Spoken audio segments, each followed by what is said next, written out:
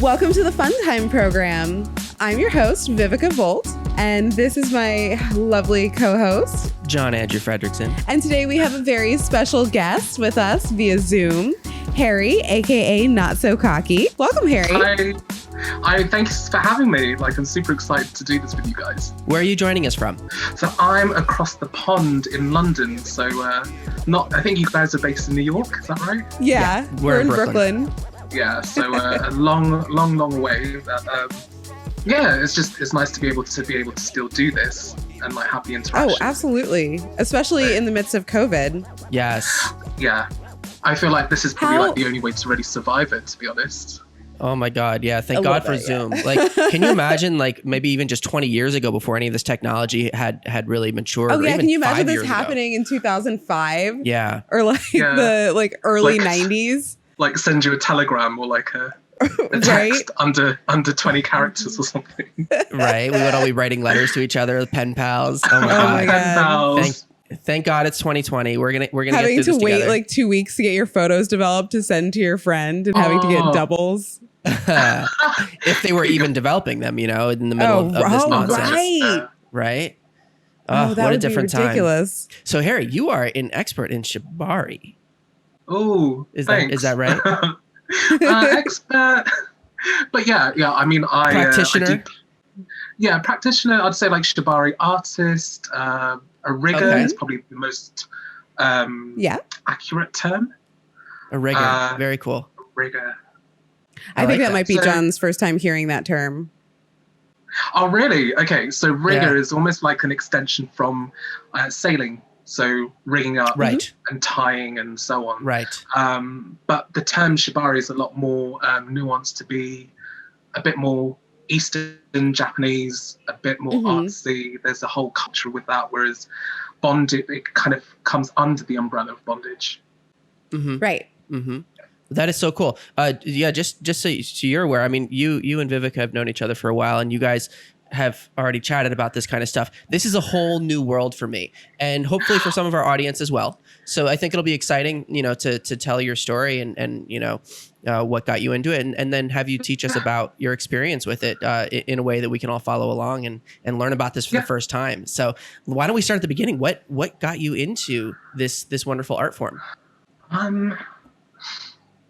Good question. Do you know what? I think it was. I think it's an extension of dating. So I identify as a gay man, and I think initially it kind of, for me, if I take it right back, it was almost a kink that was an early childhood experience that kind of was festering but never had time to kind of manifest. And so I grew up in the 80s and everything was homoerotic, including the cartoons. And, you had He-Man, you had the Conan, you had very buff-looking people being bound and whipped. And then, wow, 30 years plus on, we're here. So you're just well, I mean, no one should really be that surprised. I blame the 80s for everything, kinky. Yep. So I mean, honestly, that's valid. That's hilarious. That's completely valid. So He-Man, Conan, Flash Gordon, just very iconic kind of cartoons, movies. And I think that was just, again, it was just something that was very early on. And I think as time grew on, we, as especially queer people, we are educated about sex through mainly online media, through porn. And then you layer on kink, which is such a small demographic of that. And it's so difficult to find, to be educated, in a safe way about kink, the various varieties and types. And, that is just a bit of a journey where you fumble into it. So I think, as I mentioned to you, I was on a couple of dating sites that were queer, gay specific. And I got really sick to death of that kind of hookup culture. I call it hookup culture. Back in the day, Tinder was so new. in the straight hetero world, and I was like, we've been doing this for years. So GPS, wow, like it was such a thing. I mean, the straights are always a little slower to pick up the. I was going to say we're always on trends, so we lead the trends. Exactly. So it was really interesting, like how it was almost like mirroring what happened when apps began. So it all started quite friendly, and then it just became like a very hypersexualized, very instant. Very instant way of meeting people. And I think it then, I don't know, for me, it just became quite robotic, quite senseless, quite transactional.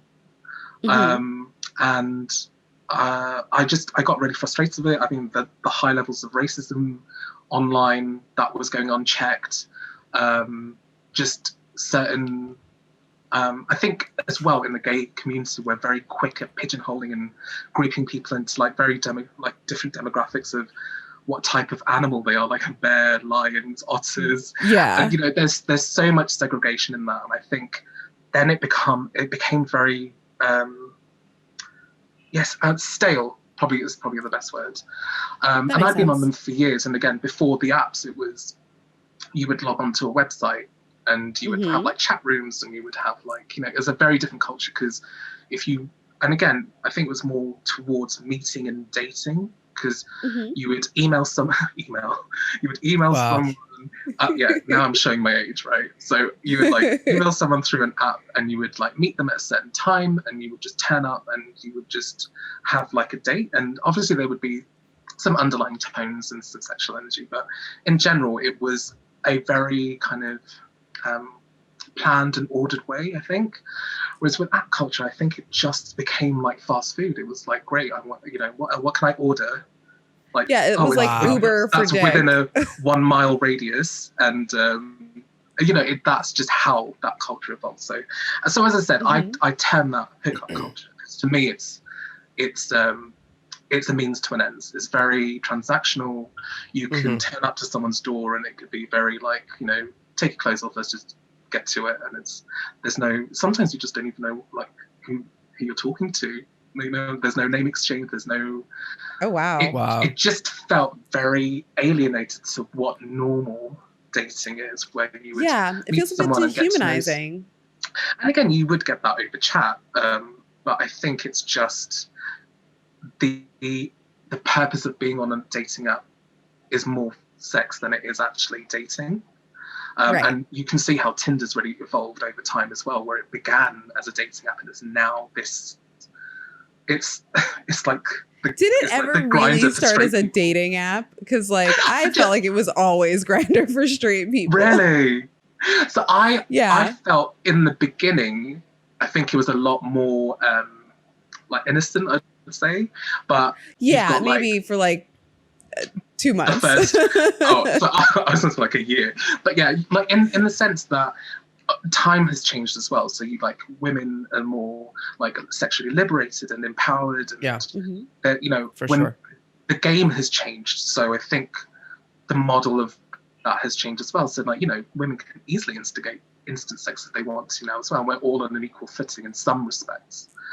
At the same time, though, I mean, I should say that as a straight man, I think my experience on Tinder has been a little bit different than yours, and I haven't necessarily experienced it as being this like freewheeling hookup site. Most of the women that I've engaged with on there clearly are interested in getting to know you and dating, going on dates, but also you've developing been doing a relationship. It in the midst of COVID, so this is true. But I just haven't come across that energy where people are just like clearly just trying to hook up. And usually when you do come across that as a straight man, looking at profiles of straight women, when you do come across that energy that appears to be very quick to like being interested in hooking up, it's usually they're trying to get you to check out their Snapchat or their OnlyFans.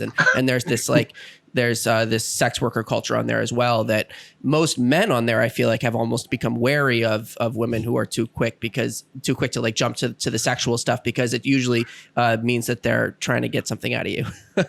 So I don't know. I feel like at least on Tinder, it's like maybe both of those things exist, and it depends on kind of like how you're portraying yourself and how you're interacting with other people that you can find that. Well, like I always say, like, there's people like you and I, and Vivica on there. Like, we're there for a purpose. So, like, it's quite easy to say, like, you know, it's only hookup. But then you kind of say, well, I'm on there. So if I'm on there, there must be someone else like me on there. So, but yeah, sorry. So to answer your question. So I kind of got tired of that, and I deleted all those apps. And I was like, hey, like, I'd been on Recon before, but never really got into it. I felt like the first time I joined. So Recon is a gay kink specific app. So aimed specifically at gay men and kink. So you've then got a margin of a margin. So you know, you then strip that back down, and you've got a smaller, an even smaller pool to play with. And like I said, you know, like I joined it, and initially it was I just felt it was non-committal. It was a lot of like fantasists and fakes, and again, I deleted myself off that, and I thought, you know what, I'm gonna give it another shot, and joined. And sorry to interrupt. Were you already involved in the kink scene before this point, or was this your way of exploring it for the first time? Yeah, so I wasn't involved. I probably dabbled like once or twice, but the kink experiences that I had before that were mainly online. So I met my first sub online. He was from San Francisco. Really? Yeah, I met him on Scruff. What's Scruff? Scruff is like a gay chat dating app. It's really funny, but like the name itself, it's more for like bearded. So no twinks allowed. No, I mean, like, again, that changed. So it's free for all now. I think like before it was just a place to go. So Grindr was genuinely your twink app, and then like Scruff was like for your older, kind of more scruffy people. Interesting. And yeah, so I met this guy who became my first sub, and we just hit it off. We got on really well, and he was a lot older. He was about 10 or 15 years older than I was at the time, and he was more experienced, so he understood. And I think I've mentioned this to you, Viv, as well. Like, I feel like the kink culture, specifically in the US, is a lot more developed. It is, yeah. And surprisingly, there was certain protocol, like he just instantly knew, and I loved the kind of the manners and the just a way. He was a good boy. He was just very gentlemanly. Like, I think that was just a really nice way of putting it. He was really lovely, and like I said, we got on really well. And unfortunately, because it being long distance, it didn't work out. I mean, it's quite tricky there are certain things that you just can't experience unless you're physically in the same space. So unfortunately, that kind of fizzled. So then I like had my break, and then I said, like, I joined Recon a couple of years after. So maybe a good 5 years or so after. And set up a profile, and I was like, hey, let's see where this goes. I messaged a guy, and then went over to his, and he had some rope, and I was like, hey, do you mind if I try something? And then took this rope, threw it on him, and looked at the end result, and I was like, hey, this isn't half bad. Like, this is actually quite good. And that, had you taken any classes or anything before, or did you like know the basics? You just guessed? No, right. So there is a bit of a backstory, which I find really funny when I tell people. So I crochet. Oh, okay. So yeah. So you have some experience with string. Well, yarn. Come on, let's be real. Yarn. I don't know. So the whole thing about like working with lengths of yarn or like rope, and then knowing how to knot and just manage that. So I think it came like second nature to me. And then I started off with a couple of YouTube tutorials, and then they were quite straightforward, and then it just went from like strength to strength to strength, and then I'd say within 3 months I was tying full body hog ties and full body bondage, and so it really did just completely take off. Yeah, you just flew right out of the gate. Yeah, the pictures then got crazier and crazier and crazier, and and then I think, as I said, I'd always been kinky, but just never really explored it as much and kind of committed to exploring it. And I think it was last year, no. it's coming up to 2 years now. No, I can't remember.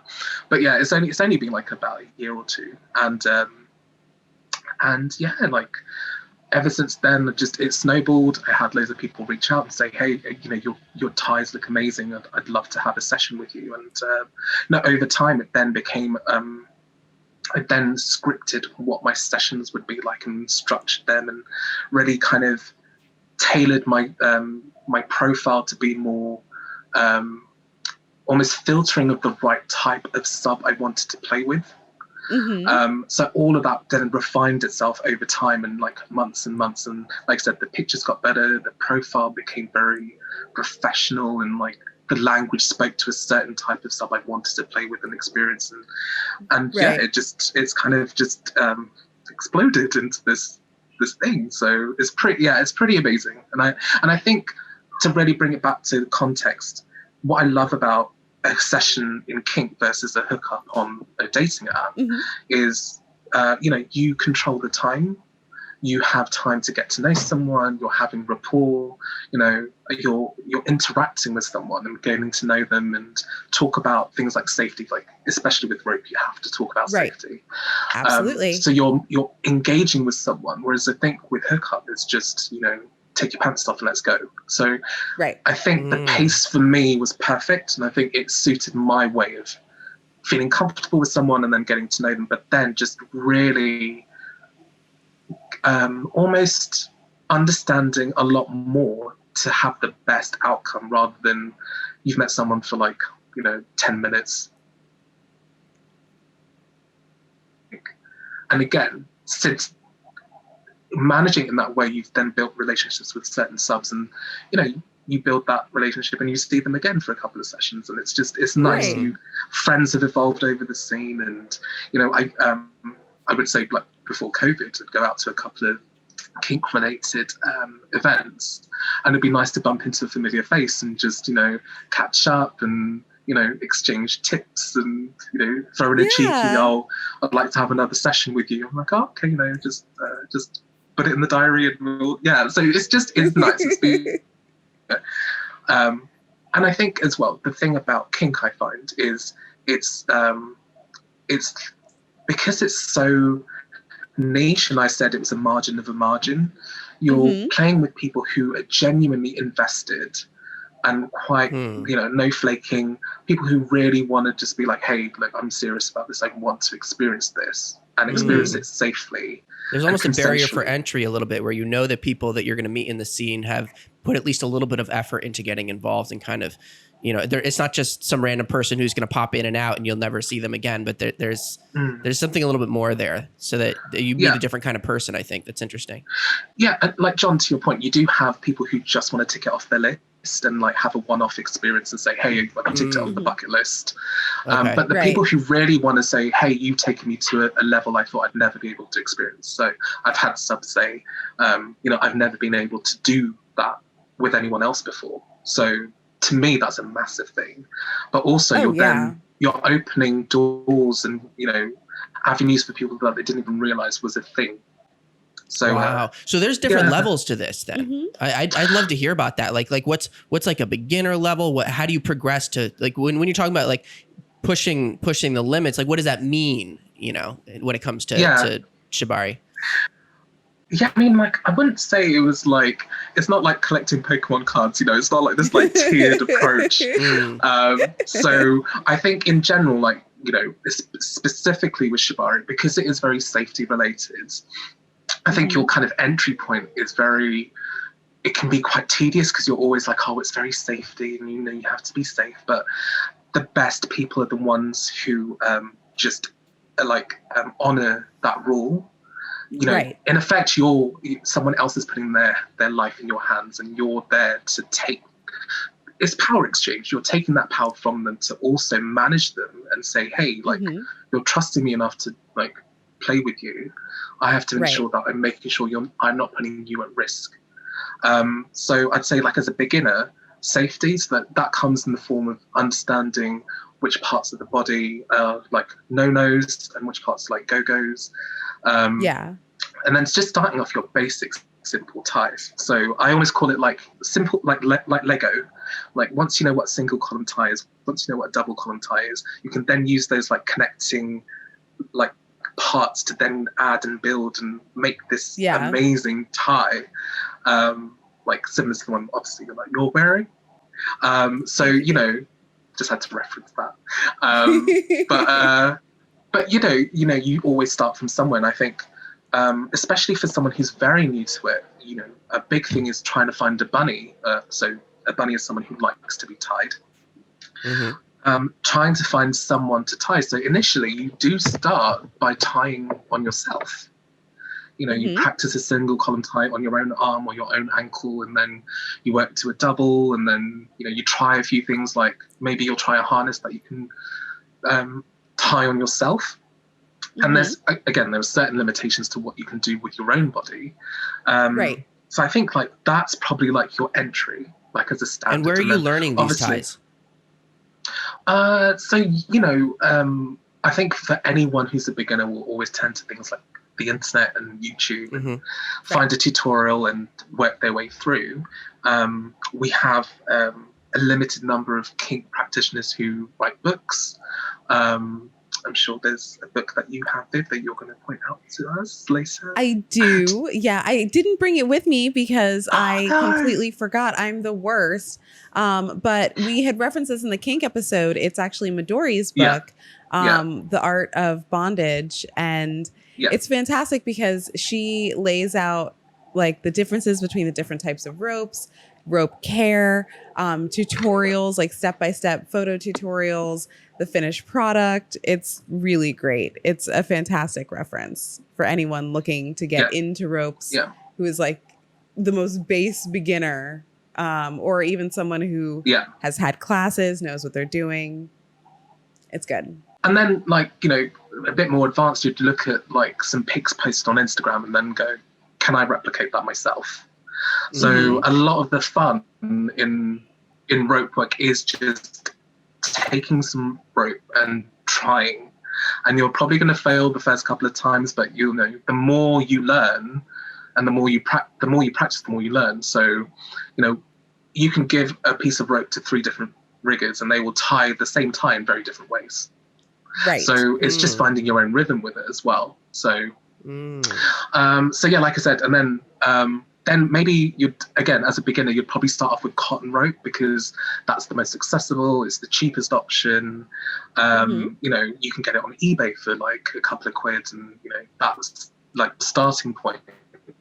And you know, most people call cotton rope like bedroom rope, so it's safe to play with, and it's just a good place. And then if you'll start investing in things like jute or nylon or what was the first one?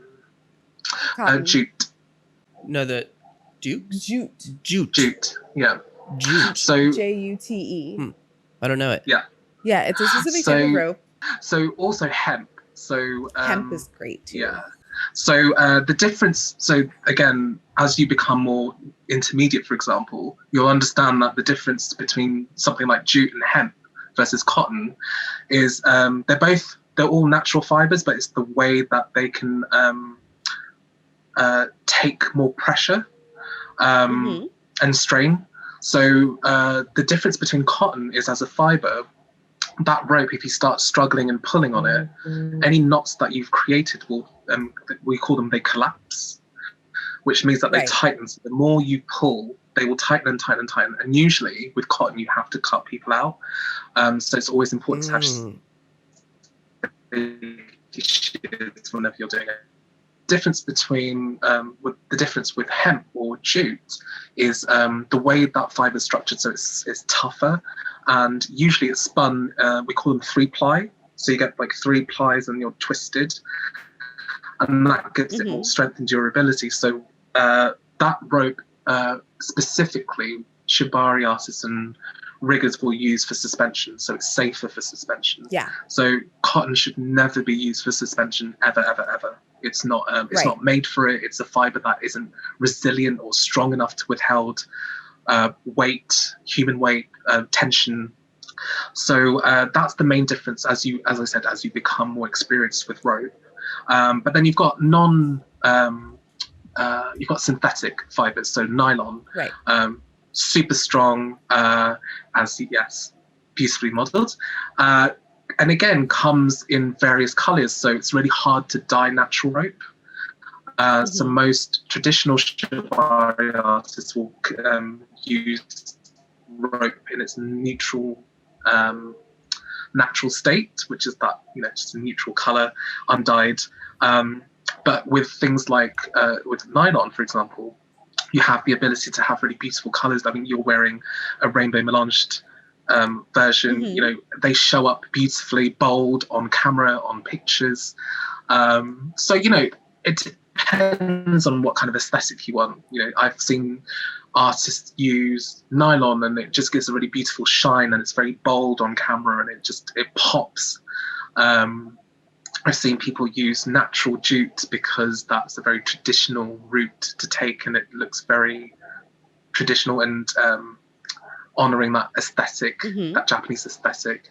And then, I've seen people use, so I personally use colored jute. I managed to find some that was relatively inexpensive because, again, as you start evolving, rope becomes more and more expensive. Right. And yeah, so for me, like, color's a massive thing for me. I think as a personal aesthetic, a lot of kink play tends to be on things like black leather or black rubber. So to have colored rope on top of, like, you're already shaking your head, so you know exactly what I'm saying. So to have I hate the fact that, like, in kink, everything is like black and or red. And it's like, well, I mean, there are other colors that exist and other colors can be sexy. It's one of the reasons why I love my orange latex. Yeah. I mean, like you said, it's usually black, red, neutral, or purple. And it's because a lot of that is, it's mainly cotton rope that you get those colors because it's so readily available and it's cheap and it's just, but to find really unusual colors, and that's a bit trickier. And I think you become a lot more specialist, or you may find people who dye on places like Etsy, and it becomes very niche and it becomes very, it becomes very specific. Like, you've got a multicolored one, so I think the rope kind of dictates your aesthetic as a rigger or an artist. And as I said to you, a lot of or people that I play with, if we involve rubber or leather, it tends to be black. And then you're trying to lift and make your work shine, which I personally, for me, just looks nice when it's coloured. And it's just, so I've got a beautiful orange set and I've got a nice teal set as well. So for me, it was just, that was my investment, as I knew this was something that I definitely wanted to invest in as a kink long term, and it's something that I do want to get better and better and better at. And ropes are great because they do last long.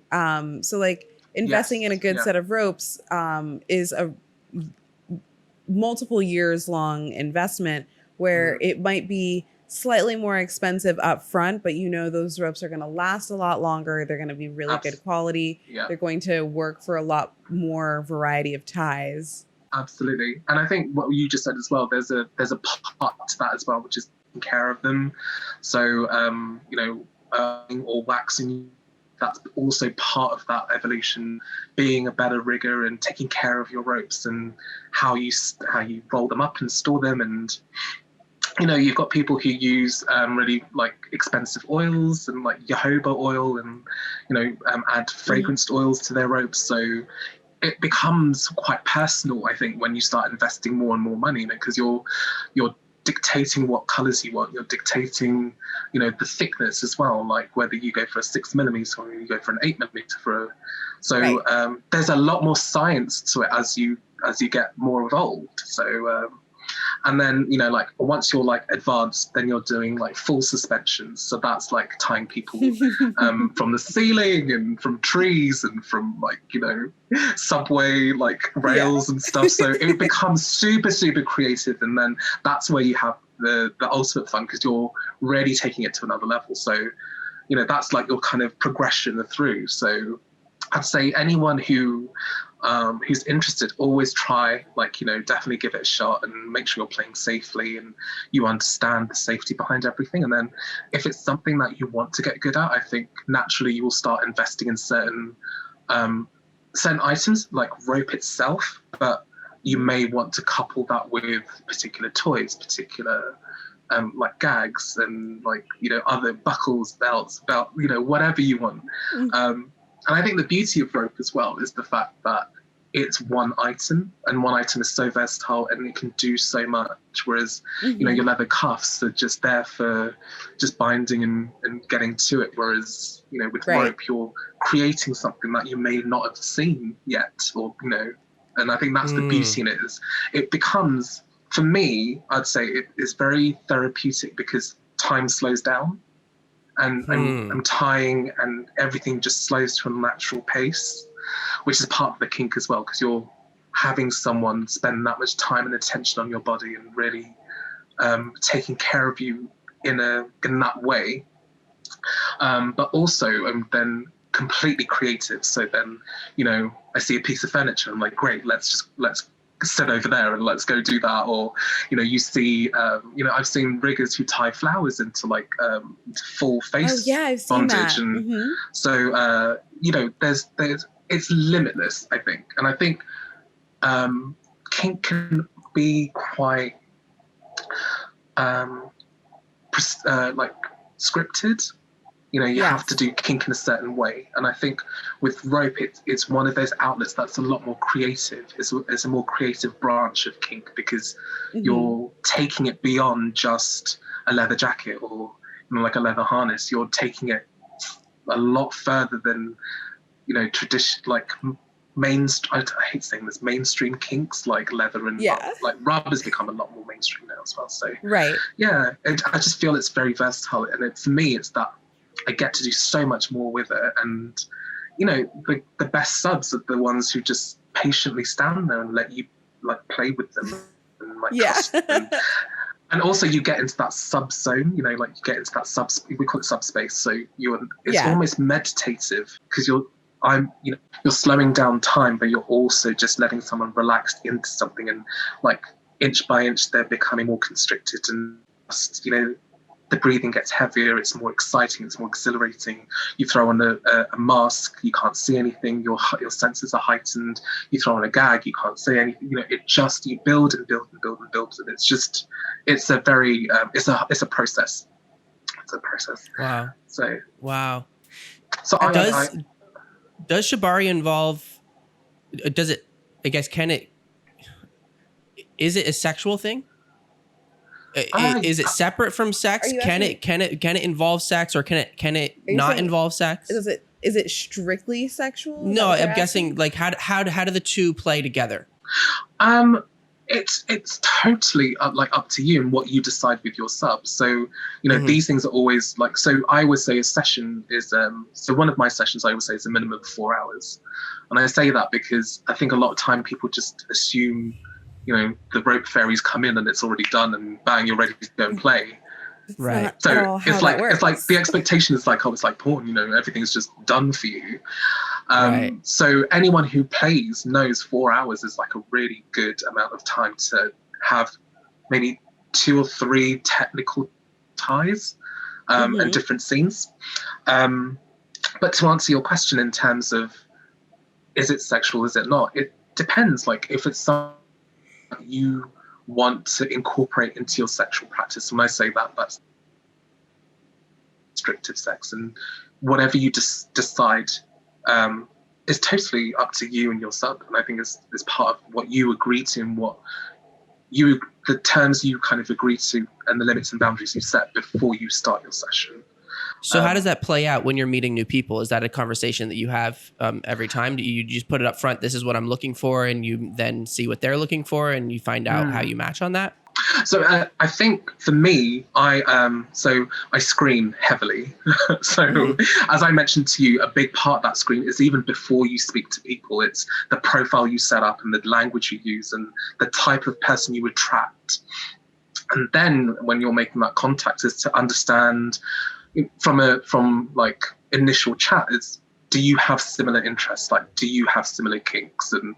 And sometimes you may find someone who has completely different interests, but says, hey, there's something about your profile specifically that makes me want to play with you. And that might not even be rope related. It could be the energy that's given off, or the vibe you're giving, or the kind of way you're holding yourself as a dom. Right.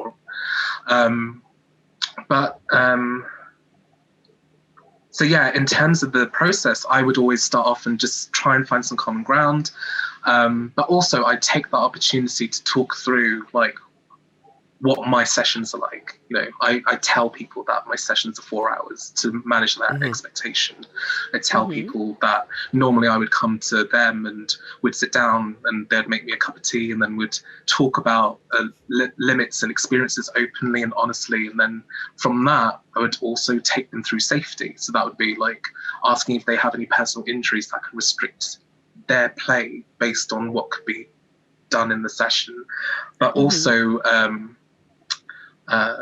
just things like things like breath control. Is that something that could trigger you, or is that something that you're comfortable with? And then we talk through safety words as well, because I think it's really important to have that on the table. And then once we've kind of set the boundaries and the kind of expectations for that session, naturally I'll just get to work, and they'll be like, right, let's try something. And then if it's with someone who's experienced, they'll know exactly what they need to do. Like, they're in the zone and they're there as your canvas. And then if you've got someone who's never played before, it's just saying, you know, maybe we start off with something quite simple and then see how you feel. And if that's okay, then we just take it up a notch. And, you know, hands could then become ankles, and then ankles could then become a chest harness, and then a chest harness could be a full-on hog tie. So it's very, you know, and I think the other thing about my way of playing, and I think it's very rope related, is it's very fluid, and you're reading people and you're reading the situation. Each tie and the session evolves and each scene develops, and it's not very, that's what I mean, it's not prescripted. It's not like, you know, I'm the dom and I'm going to beat you with a stick and you're going to do what I say. You know, it's not. It's mutual fulfillment. So if there is something that isn't working, that's when you know when to stop or kind of change course and try something else. Reassess a little bit. Exactly. And I think that for me is where I find the fun, because you're working with someone and you're both getting something out of it, and it's a partnership. And I think a lot of the times, especially as a sub, you just feel like you're there, you have no power, you know, you can do whatever you want to me and I'll just take it. And I think that, and this is what I mean about the culture being developed in certain places, those who understand the culture of power exchange, they'll understand it is a union. It isn't one-sided, because in effect you are giving up your own power to someone else. Right. Whereas I think a lot of the times people just think, well, I'm the dom and you'll do as I say. And I think that's not, I mean, yes, that can be fun if that is the established exactly. dynamic. If it's consensual, But most of the time that's like, with me personally, like when I'm in a particularly dommy mood, I almost never give orders. I usually ask like, okay, do you want to be tied up today? And then how do you feel like being tied up? Do you want to be on your back? Do you want to be on your knees? Do you like want to have like your arms free? Do you want to be fully constricted? I like to get feedback so that whatever because like I know what I want to do. I want to play with ropes, or I want to flog someone, or I want to electrocute someone. And as long as they want to do the same thing, we're good. It's just a matter of how they want to go about it. And I think what you said there, people wouldn't naturally assume that's a very dominant trait. But for me, I feel like it's like when you're going to a restaurant and someone's seating you and you're managed and people are like directing you and laying out your cutlery, and it's very like you're taken care of. And I feel like the rope as a rigger is a service. It's more service driven than anything. There ironic. You always assume submission was service. Right. Does that make sense? But there is such a thing as but there is such a thing as a service top.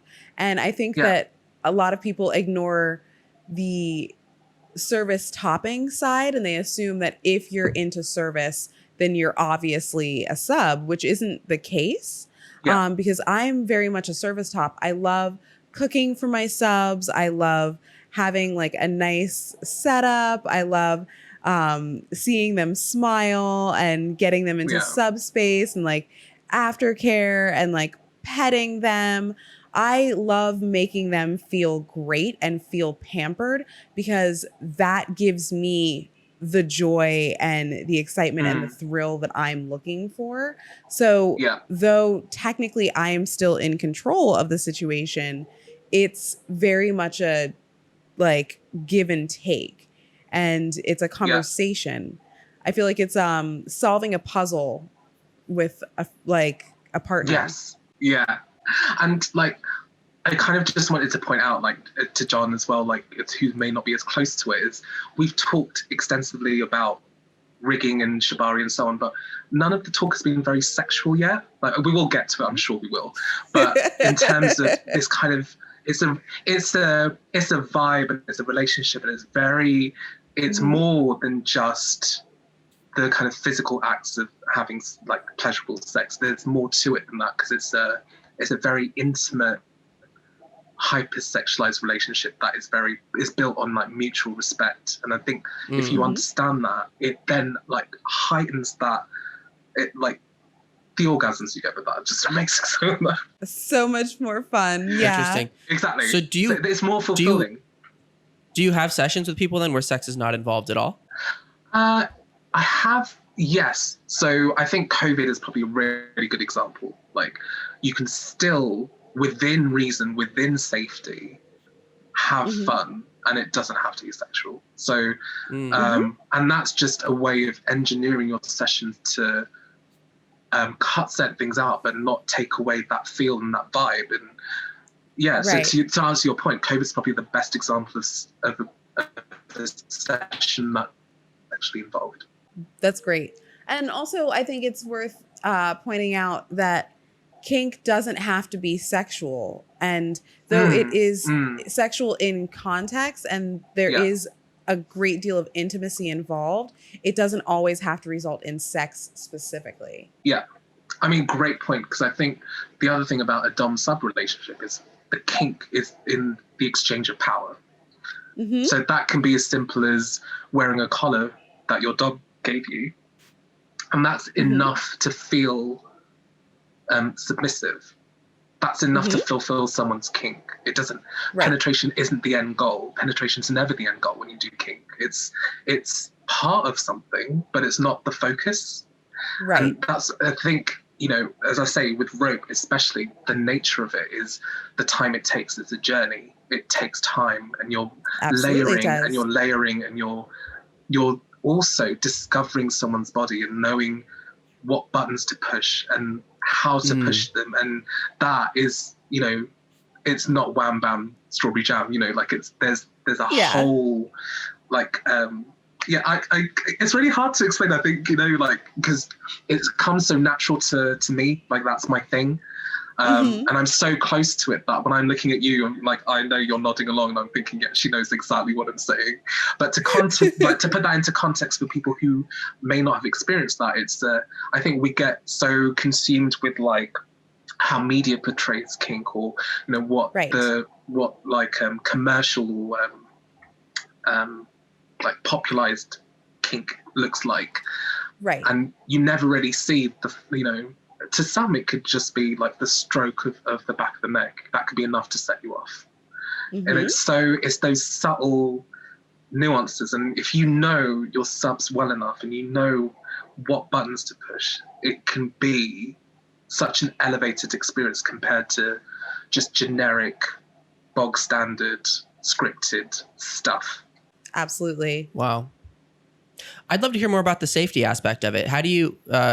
What do you need to know to get started, and you know what you always try to teach people when they're first getting involved? So A great tip. I think, Viv, you may have shared this one already. Yeah. So I think as a rigger, and I said, like, this is a great tip for anyone who's playing with someone who specializes in rope. If that person does not have safety shears, you do not play with them. Like, I think it's just a very clear-cut rule. That's scissors for people on this side of the pond. Yeah. Oh, so we say scissors as well, but safety shears, they're the ones that have the ends blunted, so you can't scissors. So I'd say that's something that you must have as a rigger. Do you have them here? Oh, I didn't bring them with me, no. But we showed them in our Kink episode, and we'll put a picture on the screen so people can see. It's not just any old shears or scissors. They have a specific tip so that you're not going to cut somebody if you have to use them close to the skin. You can slide them right under the ropes, and they'll get right under the ropes and cut, but they won't cut the skin. Yeah. Right. Yeah. And why is that important? Exactly. Why is it important to have scissors? So, we, as best as we can plan, you may never know where you may have to cut someone out of a tie. And that could be because the knot that you created has collapsed and it's tightening. And the more they're moving, the more tighter it's getting, and it's at a certain place, or, whatever that scenario can be. And you can always buy rope, but you can't, life is life, and you don't want to scar someone in that way. So it's great to just have them ready. I luckily, like, touch wood, I've never had to cut anyone out, so super happy about that. But they're always there. I've never had to either, but thankfully, like, that's one thing I will say with nylon ropes, the knots very rarely collapse. No, they're quite slippy in general. Yeah. Yeah. So they're actually kind of the opposite, where the knots are much more likely to loosen up. Then actually collapse.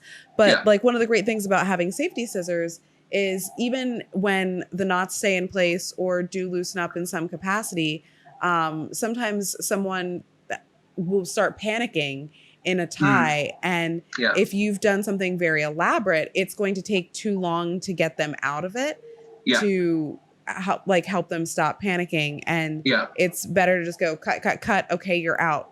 Yeah. How can I help you right now? I think, like, Viv, a really good point as well is, depending on how experienced you are, the tie that you tie, you can build them in certain ways that you can loosen one particular aspect of a tie to release tension.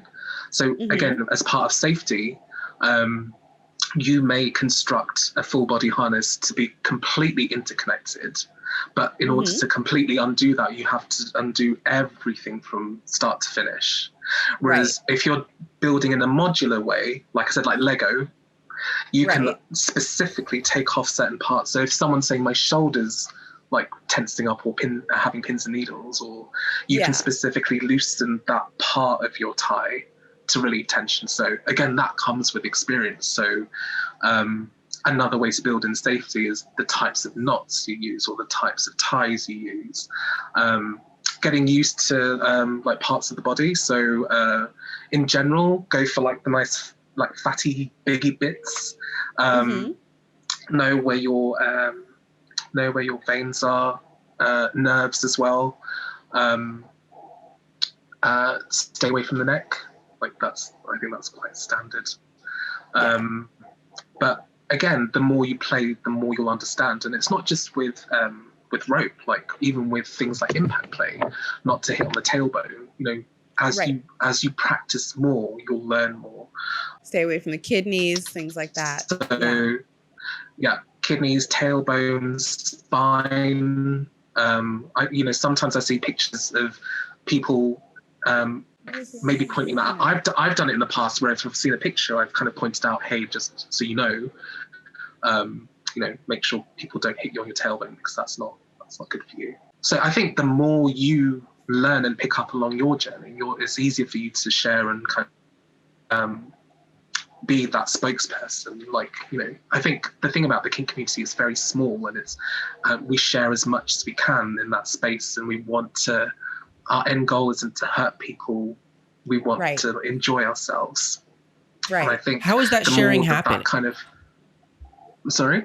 How is that sharing happening? Where are you engaging with other people to learn? Yeah, so this could be online. It mainly happens, but if you're ever going to kink events, certain events will have live demonstrations, so people can get a taster for certain things, and like good practitioners will actively call out that they're purposely tying away from the neck because that's a stress area, and you don't want to put tension there because there's certain nerves and veins that go through that area, and people are talking it through as they're practicing.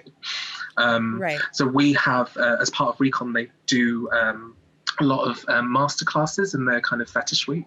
So these are riggers who are actively on stage tying people up and explaining to the crowd how they're doing what they're doing, so people can get a sense of, is this exciting for them? Do they want to get involved? Where can they get resources? And and the thing is, if you ask people more, most of the time people are happy to share like their tips of the trade, and just sharing like a video, like, hey, Absolutely. I need a cool harness for this video. I'm like, okay, I'll send you something. Like, yeah. So I think in that sense, it's quite, in general, it's quite a sharing, lively, bubbly community compared to just mainstream app culture. And this is what I mean. Like, it's so, so I could talk about the Facebook group that we're part of. It's such a beautiful little space, and it's very nurturing, and it's very like open, and we share Uplifting, things. And, it's resourceful, but it's also very supportive. We support each other's work and kinks and progress of, hey, I did this tie, and like, look at me now, and like, you see this amazing thing, and we're rooting for each other. And I think that group itself is it's so hard when you're a margin of a margin. And then that group specifically is POC related. So you're a margin of a margin of a margin. And then you're trying to find these people, and it's, once you find them, that your tribe is there to support you and like root it feels for like you. A little internet family.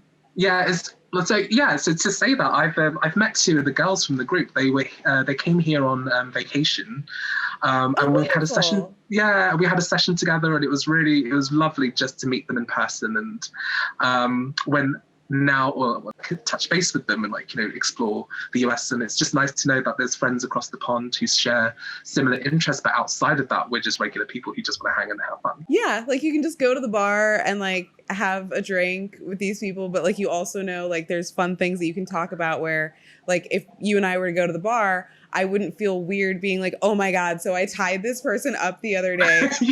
I would already know that you'd be like, oh fuck yeah, do you have pictures? Like what kind of rope did you use? Like how long did the tie take?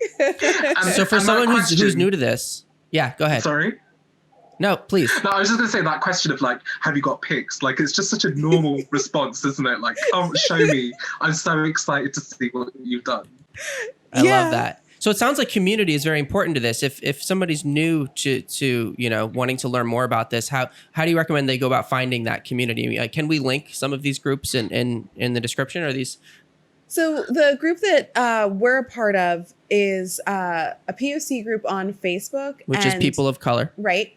And the moderators have to approve you. So like we can link the group, but you're not really going to be able to see anything from the group unless you're approved to be a part of it. Yeah. Sure. But it's really about finding kind of your niche. Like if you are looking to be in a kink community, there's plenty of kink communities on Facebook and on Tinder. You can kind of just like search hashtags on Tinder or not Tinder, Twitter. Fuck. Yeah. I was going to say FetLife is another specific. Yeah, but FetLife. I knew you were going to say it because. Yeah. I have so many issues with FetLife. First of all, that website looks like it was made in 1992. It probably was. I've heard of it. Fucking website. I've heard of it like way back in the day. But they haven't updated it. Like it's 2020 and it still looks like it's from 3 fucking decades ago. Yeah. It's crazy. Yeah, it's it looks pretty like bad. it like was from baby internet times. Yeah. And on top of that, like, so unfortunately there is a rampant amount of racism on FetLife. which is really fucking frustrating because obviously as like people of color, we are kinky too, and we want to engage in this kinky space.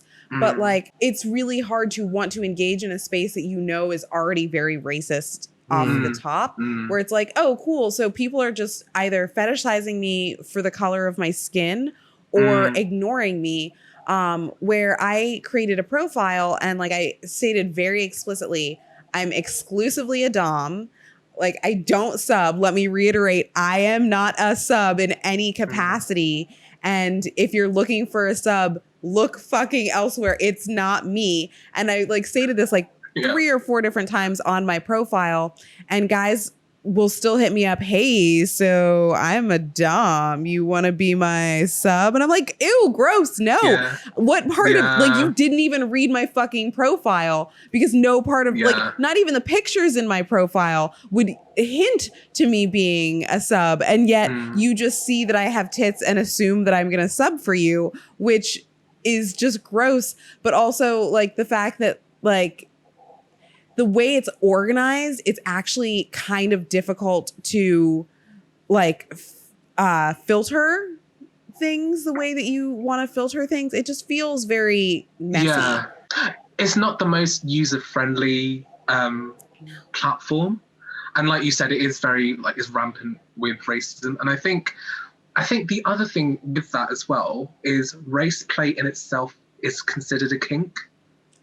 Right. So it's almost acceptable. Not a kink I personally like or approve of, but like exactly. So it's the same, but it's almost seen as acceptable, and I think that's where that grey area is what is consensual and respectful, and still within the boundaries, and what is purely discrimination, hidden as fetishization, and but fetishization that is only one way. Like if I don't want to be fetishized, that's still gross. Like, and especially if you are dehumanizing me to the point where I am one-dimensional to you, I'm just a black woman.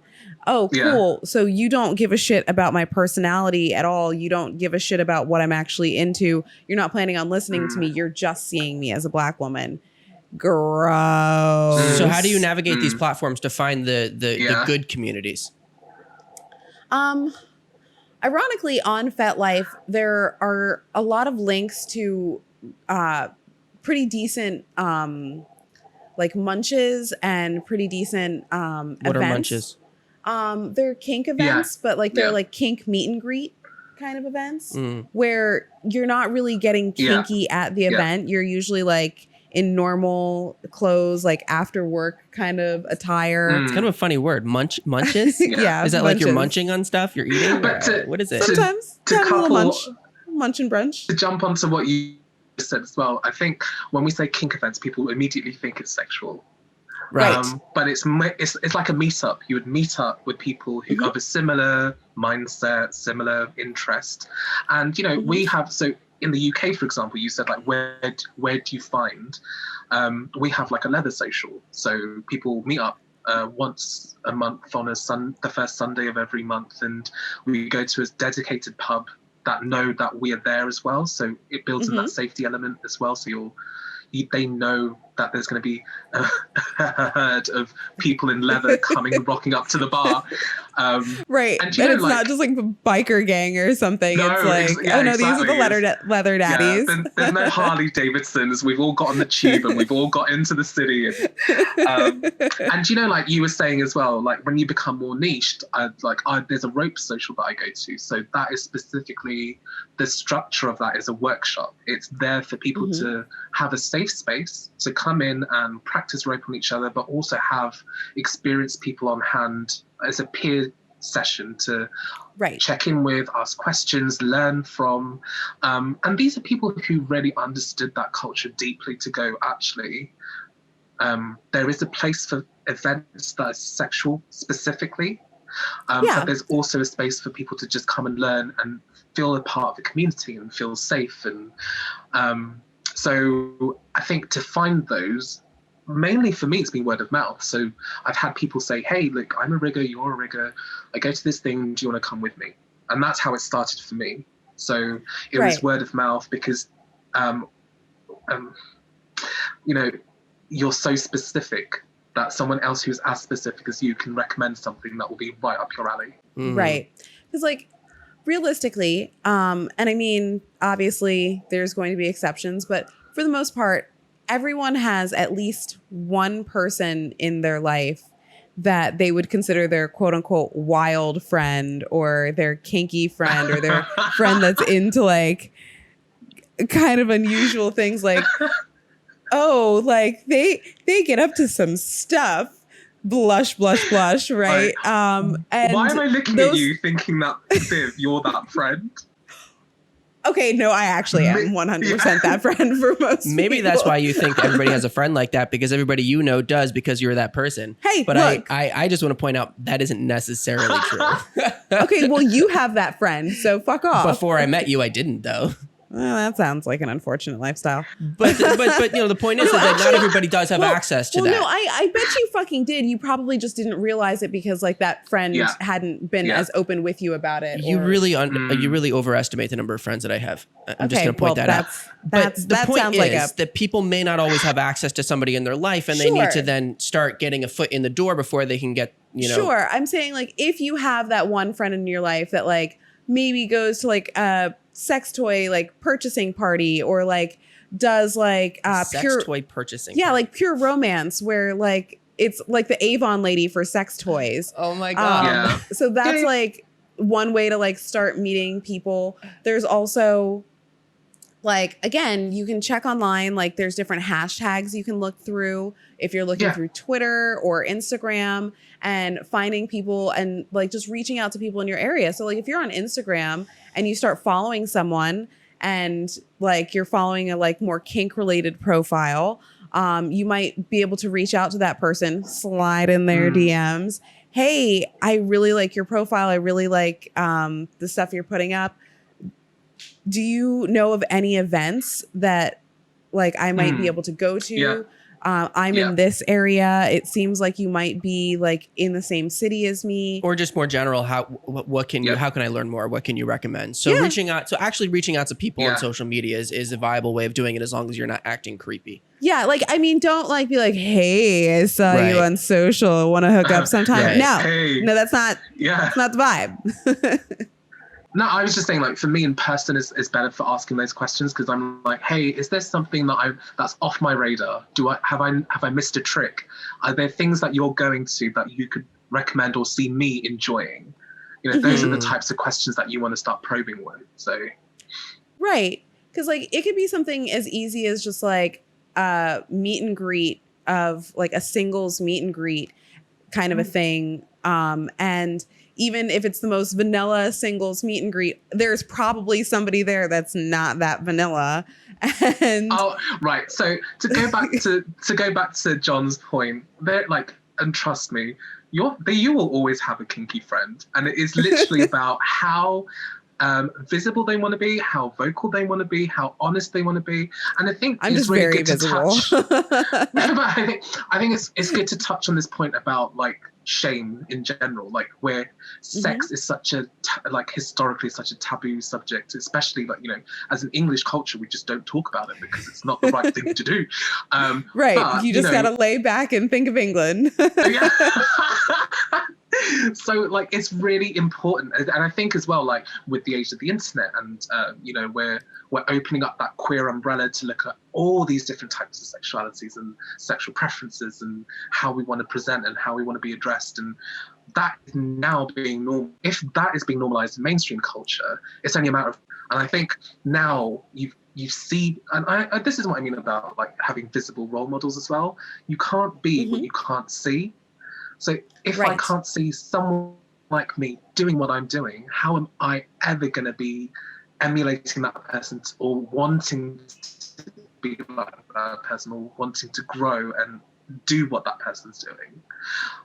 So I think it's super important that, you know, like we have friends like you and I who are just like, yeah, of course I like kink, you know. And I think it's really interesting. I think when I came, it's like coming out again.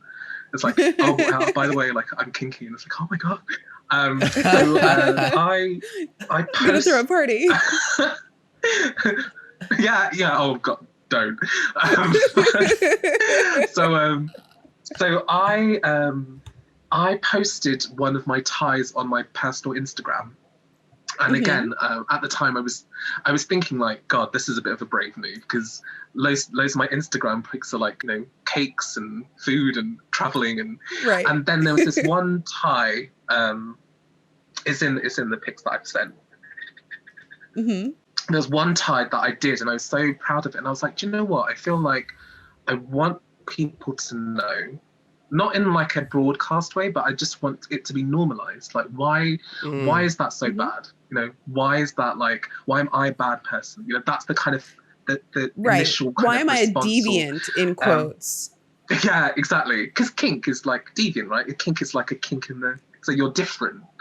Right. And I remember you're not just doing missionary, so therefore you're a deviant. So that post itself, it went. Normally my posts were like 100 likes or something. That got 800 likes in a couple of. Oh wow! Yeah, so that completely went crazy.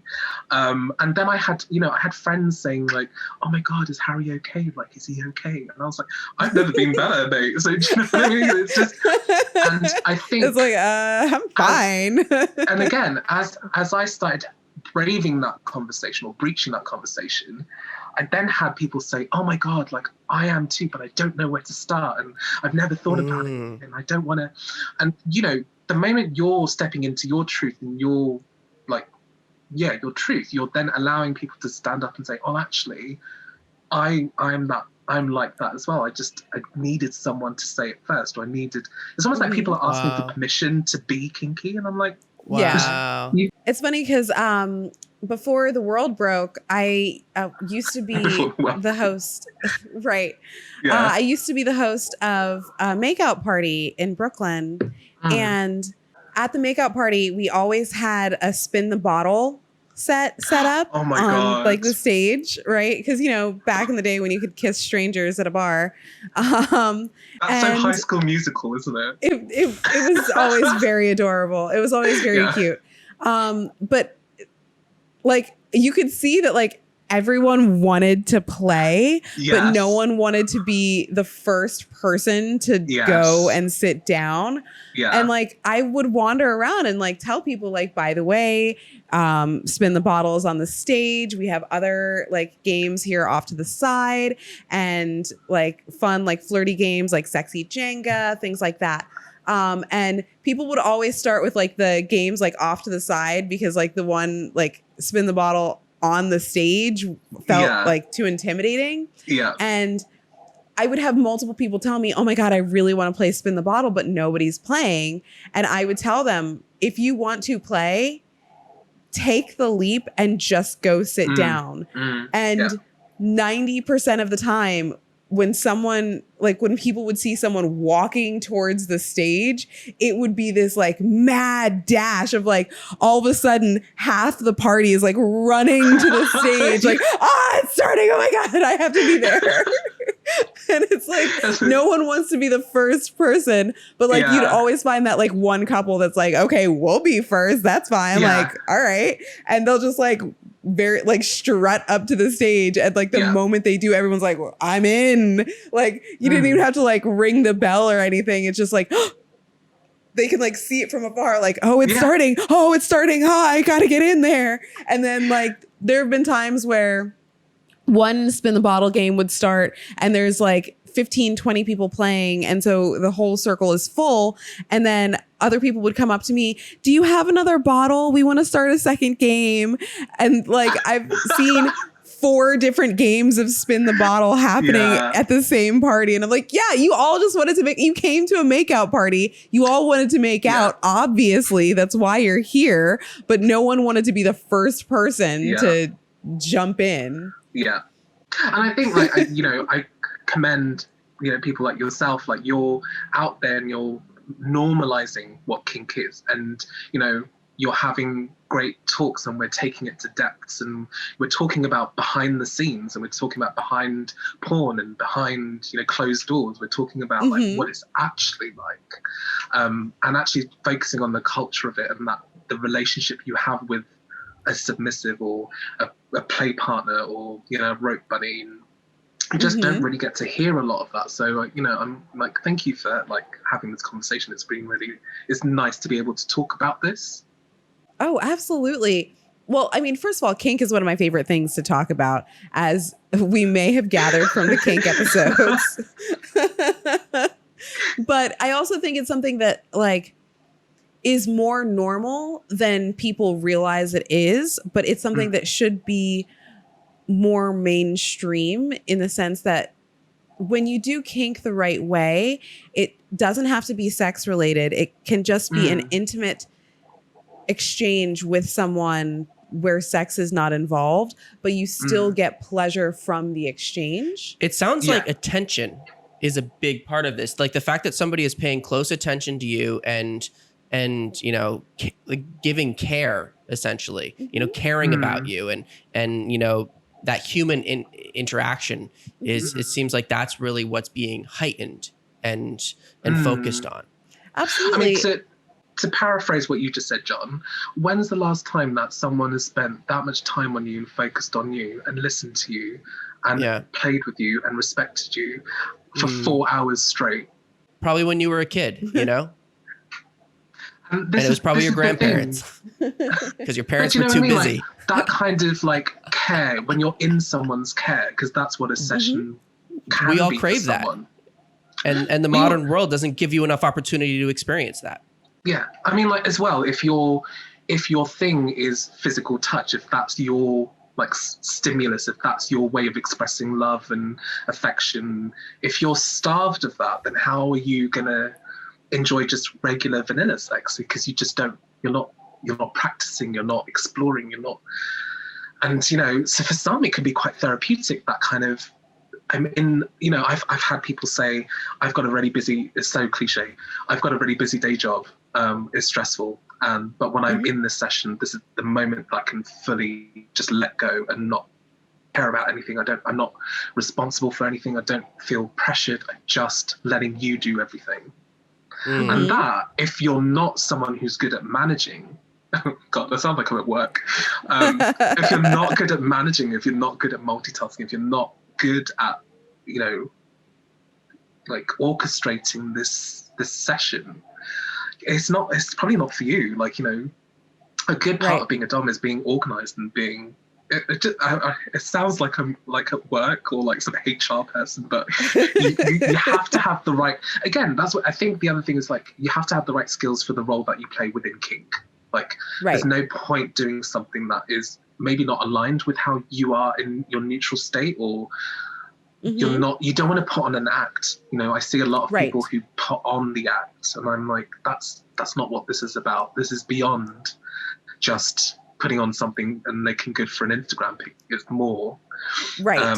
It's interesting that you say that, because I have had quite a few friends who are naturally subs, and they have gotten into relationships with people who they thought were doms, and it turns out they fell upon another sub who wanted them to dom, and then they kind of felt resentful because they're like, well, shit, now I'm having to dom, but I don't like doing it. It makes me uncomfortable. But like, one of us fucking has to do it, and here I am like being forced to do it, and like this feels so like weird and unnatural for me. And so I think that like where you feel most comfortable and where you feel safest and where you feel like you can actually let go is where you should focus your attention. And I mean, that is to say that plenty of people can be switches. Like, you don't have to be only a dom or only a sub. There's absolutely people who switch back and forth and feel very comfortable in both roles. I occasionally do switch, but it's hilariously rare. I don't think I've switched for like 2 years. It's been a very long time. But that's just because I feel much more comfortable when I am being able to be a service top and explore someone else's body with them and have that experience and that exchange. I'm not sure if you get this as well, but it's really hard as a rigger to find someone else to rig you. Oh yeah. Oh well, because yeah, fuck, I don't trust half the people. right. So you were talking then, and I was like, yeah, because even if you wanted to do what you enjoy, you can't find. No one fucking knows how to do it right, and I'm like, all right, cool. Well, like, have you taken any classes? Like, I have let one person tie me up, and it was my ex-boyfriend, and he tied me up with my hands behind my back. And I thought he knew what he was doing because he does a lot of rigging at work for set design. And so I thought he knew his ropes. I thought he knew his knots. I was fucking wrong. He didn't. And he'd actually never taken like Shibari style class. He just assumed that the like knots he was using at work were appropriate. They weren't. And so the way that he tied my arms, he like tied my arms like this and then put me on my back. And so my shoulder started pinching and I mentioned that my shoulder was hurting. Like, hey, by the way, my shoulder hurts. And his immediate response was, you're the sub. You don't get to tell me what to do. And I was like, oh, yeah, no, but my fucking shoulder hurts. Can't you just flip me over and like, or put me on my side or something? And he was like, you don't get to give orders. You're the sub. And I'm like, no. Yeah, so this isn't safe. And like after another like 5 or so minutes, I got so uncomfortable because the only thing in my head was, oh my God, my shoulder hurts. Oh my God, my shoulder hurts so fucking much. I wasn't able to think about anything except for how much my shoulder hurt. And so finally I was like, you know what? Fuck this. These ropes need to come the fuck off of me right the fuck now. And I stopped the entire scene and he got so mad at me. And I mean, this is a perfect example of the fact that he was absolutely being abusive towards me because he wasn't listening to me when I'm saying that I am in pain. It's not fun. He's not listening to my request for safety, and he's actively ignoring the harm he's causing on me.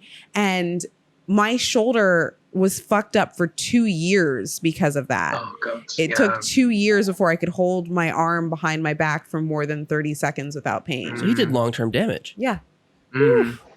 So wow, I mean, this is scary. Like, how do you avoid these kinds of scenarios as somebody who's, you know, interested in getting into it and like exploring on people you don't know? I mean, I guess you just got to feel it out. But damn, that's like that's messed up. Oh yeah. Well, I mean, ever since that point, I made it very clear that like, one, I just will not let cis men tie me, and two, if you're going to tie me up or I'm going to engage in some sort of play with you, I want to know that you have done any sort of background research ahead of time, whether that's taken a class, watch a few YouTube videos, like talk to someone that it has more expertise than yourself, or done literally any homework. I'm not your guinea pig.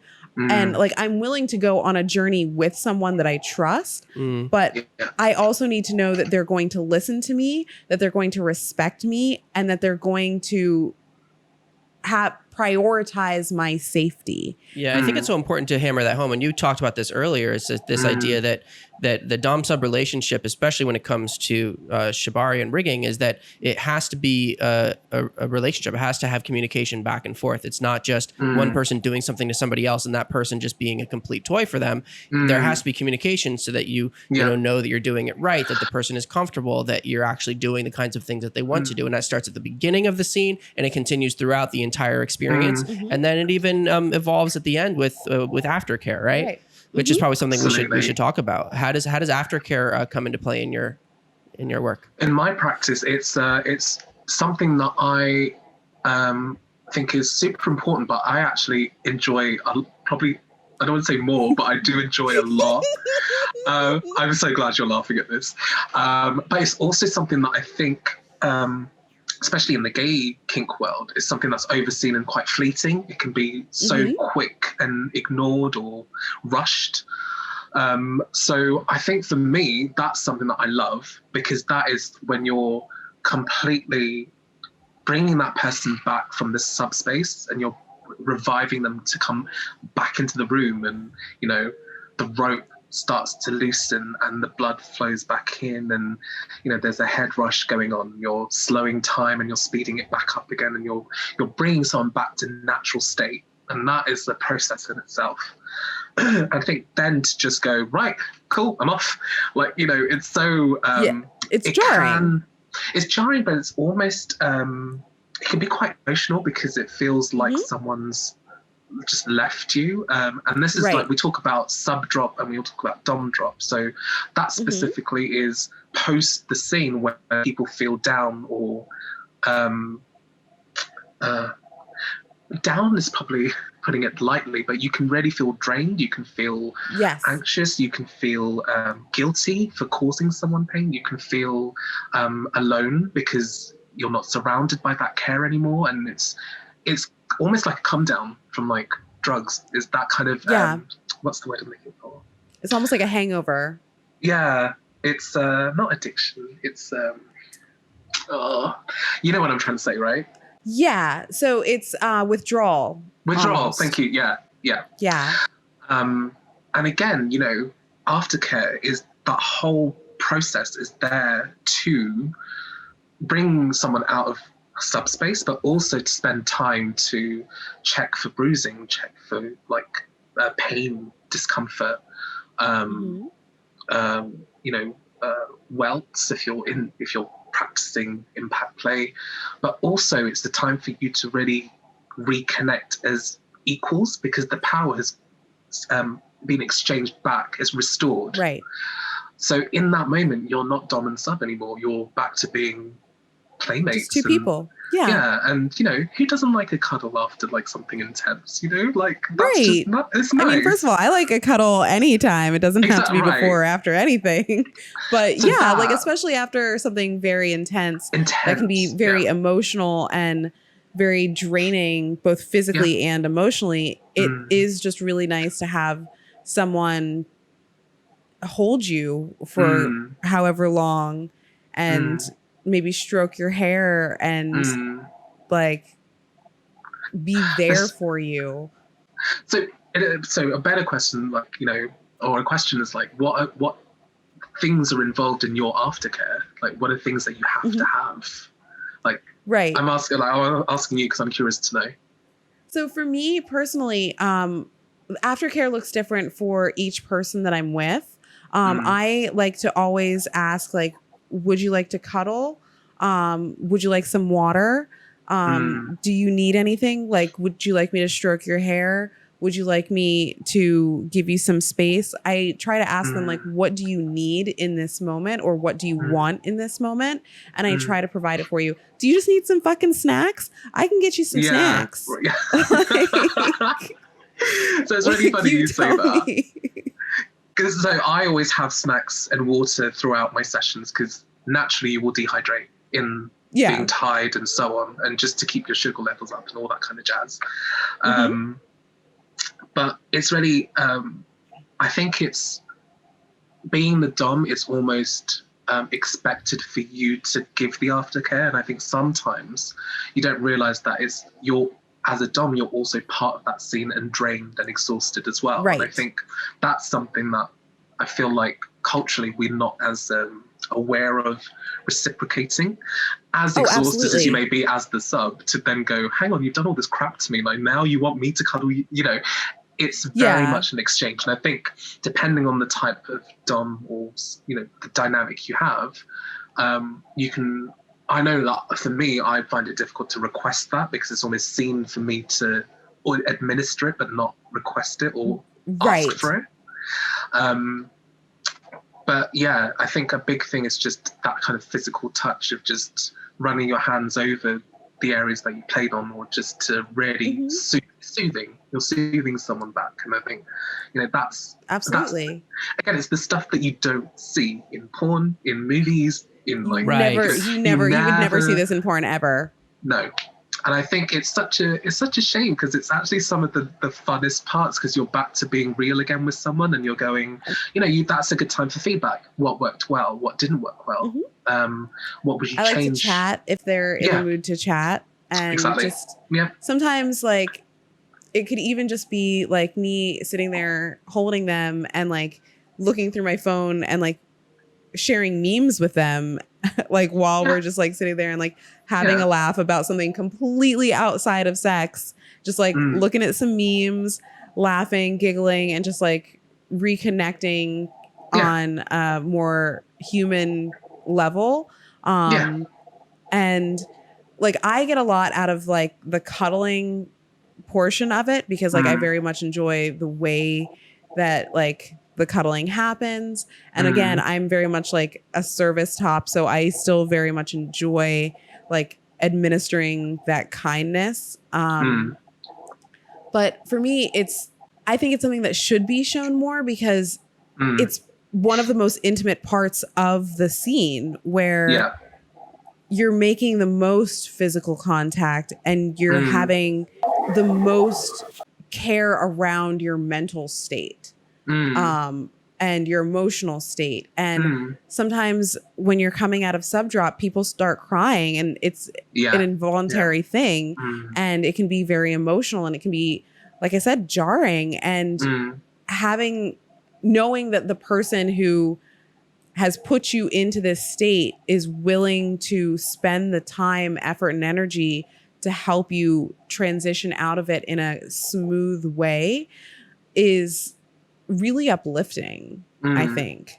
I think, like you said as well, is you're at that point in the session, you're at your most delicate and fragile, and it's just having that someone holding space for you, or physically holding you, to just kind of come back to life. And the thing about aftercare, like John, like you were saying, what's that involve? It's it doesn't stop there. Like you said, for me, I will check in on my subs the next day to see if there's any pain, if there's any scarring, any bruising, just to check in to say, like, hey, like, how's things? It tends to be like, is there any bruising? And they go, no, everything's all right. And so continuing to show that you care about them even after the fact. Yeah, because I think that kind of picture of using someone it's very scene specific, because people love to be some people love to be objectified and humiliated and degraded, and that is so scene specific. But outside of that, people don't want to be treated like that. They're human, and I think you need to understand that we're all human. And while that is a need sexually, and it's all about release as well. I think we talked about release in aftercare, like release through endorphins rushing through, and like, emotions heightening, and, some people physically just need to cry to let it out. So this kind of almost therapeutic, like, release, I think we always see it as like, we only cut to that scene. We only cut to that part of the movie, whereas in fact there's so much more, and there's so much stuff that just the good stuff that no one really sees. I think sorry. Not like, John, you need to get cuddled. You need to be like held and touched and put through this roller coaster of like highs and lows. And I think that is, I love that. When you have that as well, it's really nice to find someone who clicks with your physiology, your body, and your way of, and it's not just physical, it's mental. There's so much other stuff that layers on. I love the way that you've described this from start to finish, and especially the contrast that you've drawn from, how you were unsatisfied with the hookup culture, and you were seeking something more. And, this exploration into kink and rigging and shibari is, from what it sounds like, it's been all about, developing languages of love that can be more elaborate, that can be more extended, that can be deeper, that you can be able to have a connection with someone that goes so far beyond just having sex or just hooking up or just dating even. And that's really wonderful. It's a language of love is what it sounds like. And that's a really beautiful thing. I say for me, we talk about love, like love languages. I think people are familiar with the term. Like mine is my top is physical touch. And for me, this is like an extension of physical touch. So as I said, you align kinks with who you are and what you like. So for me, this was just a natural progression. It made sense to me. It made sense to my way of expression. So it was the best add-on to my kink practice, sexual practice, just, you know. So yeah, I'm quite lucky in the sense I've given it the time to nurture, and like, it's so much more enjoyable than like, hey, where are you? Like, come over now, like 5 minutes. Right. You know, that kind of like instant, like, I'm not even like, you know, sometimes when people message you, where are you? I want you now. I'm like so unsexy right now. Like, I'm just not, like I'm not in Dom headspace. Like, I'm not in the mood. I just, so like, if I want to get into a sexy headspace, give me like 90 minutes. I have to shower, maybe shave. I have to like put on some sexy music for me to get in the mood before I can even like think about like leaving my house to come over, kind of a thing. Yeah. And I think as well with like kink, even planning a session, because it's planned for me, it's a point in time, so it's the gear up to that. So it's the tension that you're building beforehand. Right. Absolutely. So it's the foreplay, right? So you may set your sub a task to complete before you meet up. Or you may, you know, send a cheeky text that then gets them excited, and, you know, exactly that kind of giddiness you don't get from like, hey, where are you? Come over now. I'm like, oh, great, yeah. You up? Because I haven't been on those apps for something. I don't even know what the language is anymore. Like, there was always standard phrases that people would use. Yeah. If you're in New York, hey, big head. Is there a language? Big head? That's totally a thing, yeah. Never heard that. Is there a language specific to your scene that people need to learn when they're first getting involved? Like on the website, for example. What was the name of the site again that you mentioned? So Recon, yeah. Is it an app? Is it a phone app? Yeah, so it's a phone app, it's a website, but also they're very good at creating events.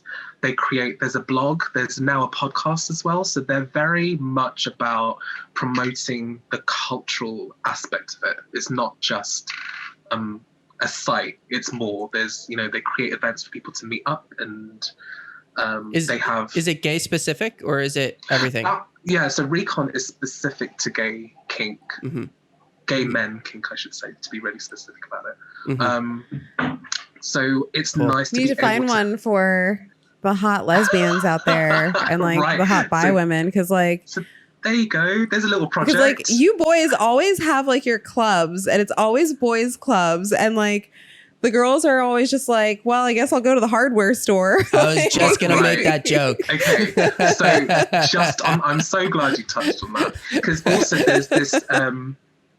there's this kind of unwritten rule that everything is like super hyper masculated, like, you know, super mask for mask, people in leather, people as daddies, like it's so, I'd say not even hyper, I'd say it's probably more toxic. Like there's a level of like like just unrealistic masculinity that doesn't need to be there. And I think like what you said as well, you know, anything femme is, you know, excluded, turned away, shunned, looked down upon. And it happens in mainstream culture, of course it does. You know, I've seen girls turned away at the club, and that's like, not because you're wearing heels, that's because you're a girl. Yeah, you know? And it's crazy because like even here in New York, there are gay bars in like the West Village where, as a woman, I cannot walk into that gay bar. And it's like, okay, well, first of all, I'm just as gay as y'all. Like, I just happen to like, well, technically I'm a little bit more gay because I go both ways. Like, if I have to deal with men and women and all of the other genders, y'all better let me in this club. Hide your kids, hide your wife. She coming. So funny. But like, it's crazy because like, even in New York, where the gay culture is huge here, there are so many gay bars, so many fucking gay bars. Like, easily, just in the West Village and Chelsea alone, I can think of at least like 30 gay bars off the top of my head, and like Hell's Kitchen included. How many lesbian bars do you think there are here? I don't think There are that's, 2. Well, whose fault is There's that? 2. I would say it doesn't surprise me because it's the same thing in London. Like it's not. It's very male. It's very male dominated. So. But that's because gay men are out spending money and you know partying, and the lesbians are at home watching Netflix. So there isn't as much of a market for it. Ah, that is. I'm just gonna kick him off the podcast. Yeah. You know, but there is a market. You have never. Oh, here. I promise you that is not the case. Take me to a lesbian bar. I want to go party with the lesbians. Okay, well, first of all, prove me wrong. Cubbyhole is like the tiniest fucking bar. Like, despite the fact that Cubbyhole is like the tiniest bar that has ever existed, I swear to God, it's so Prove little. Me wrong. That place is always packed the fuck out. So like, maybe they need more lesbian bars. To the point where this is what I'm saying. So maybe that's an opportunity for us. Let's open a lesbian bar. I'm in. Sold. I'm not so sure, but I'm just saying, like, do it. It's frustrating because the only 2 lesbian bars in New York City are Henrietta's and the Cubbyhole. And Henrietta's was always more of like a dance club kind of bar. And so like it was great because like you had like a dance floor, there was the bar, you could go like up on stage and like dance with hot girls, and it was fantastic. And that place was always fucking packed too. Like on a fucking weekend, like good luck getting in. That place is fucking locked tighter than the fucking Fort Knox. And then Cubbyhole, like it was one of the few bars where they're just like, yeah, you can drink outside because there's no room for you to stand in here. Like you have to go outside. It's a fire hazard to keep you all in here. Well, that's good. So people are out. Yeah. So we're not all at home watching fucking Netflix, John. No. We don't just need to stay home watching the L Word. Do you know what? For a moment, I thought John was going to say that they're like at, oh God, what do you call it? I was going to say B&Q, but like I'm not sure what you guys call it. Like the hardware store? Yeah, the hardware store. Yeah. Well, you made that joke. So to all our lesbians out there, we love you. We're just kidding. You can also hit me up. What's up? What's up? But yeah, you're right. You know, like it is very male centric, and I think it's, you know, it's the G in LGBT. It's always the first. It's always the focus. It's you know, I think that as itself, there's opportunities out there. You know, there's so much more out there. And, you know, we talk about the trans community, and like that in itself is like a whole other thing, and how absolutely. You know, like how it's difficult for them to just find products or sex toys that work for them. You know, like that. Right. That are body affirming. We're only just opening that can of like what's in there and what their needs are and how they want to represent themselves and how. So it's, as always, there's always that kind of like hierarchy of power. And, absolutely. Yeah. So before we wrap things up, do you want to talk about some of the pictures that you sent us? Ooh, well, I was hoping like you guys might want to like share, because like tell me which ones that we're gonna put them on the screen and let's we can have a little chat. Oh wow, let's talk about them. So I'm looking, like we're both looking at them on the. We'll look at them on our phones, but we're gonna put them on the screen for our viewers while we're talking. It's gonna be much easier. Right. But how are we gonna communicate? Do we need to give your like? So we're looking at the Google Drive you sent us. Okay, so I'm gonna open it up at the same time. We could do it together, and you could just call out the numbers. It'd be like Kinky Bingo. Perfect. I love your laugh because you're just as mischievous as you are like on text as you are in person. Right? Isn't it bizarre? You're actually really good at like conveying your energy over text in a way that's pretty accurate. Thank you. Yeah. I will say, I feel like I have worked pretty hard to get to that point. Are you on the Wi-Fi? Because I am. I would get off the Wi-Fi. Okay. That's probably the problem. Our Wi-Fi is being real slow today. It is the worst. Do we need to context this for your viewers and your listeners? In what way? Just like what we're doing. I thought, so do you want me to explain it? Oh yeah, sure. So No, the first one that we're looking at is the like hands behind the neck, like the black one. Yeah. Black rope, yeah. So just your users, like your viewers, your viewers. Users. I thought it'd be fun to, because you, like, they've seen pics that I've posted, and we just wanted to do like a fun game of like, here's a selection, tell me what you think is your favorite, and let's just talk about why you find it interesting. And I think for me, I like to understand why someone selected a particular picture. So okay, so do you want to go for that first one then? So that's one of that I picked. So do you remember I told you do you remember I told you the story of a picture that I put on my personal Instagram that got 800 likes within like a couple of days? That was that picture. Oh, okay, that makes sense. And the thing is, it's beautiful in its simplicity, but it also conveys quite a lot in the intricacy of the tie.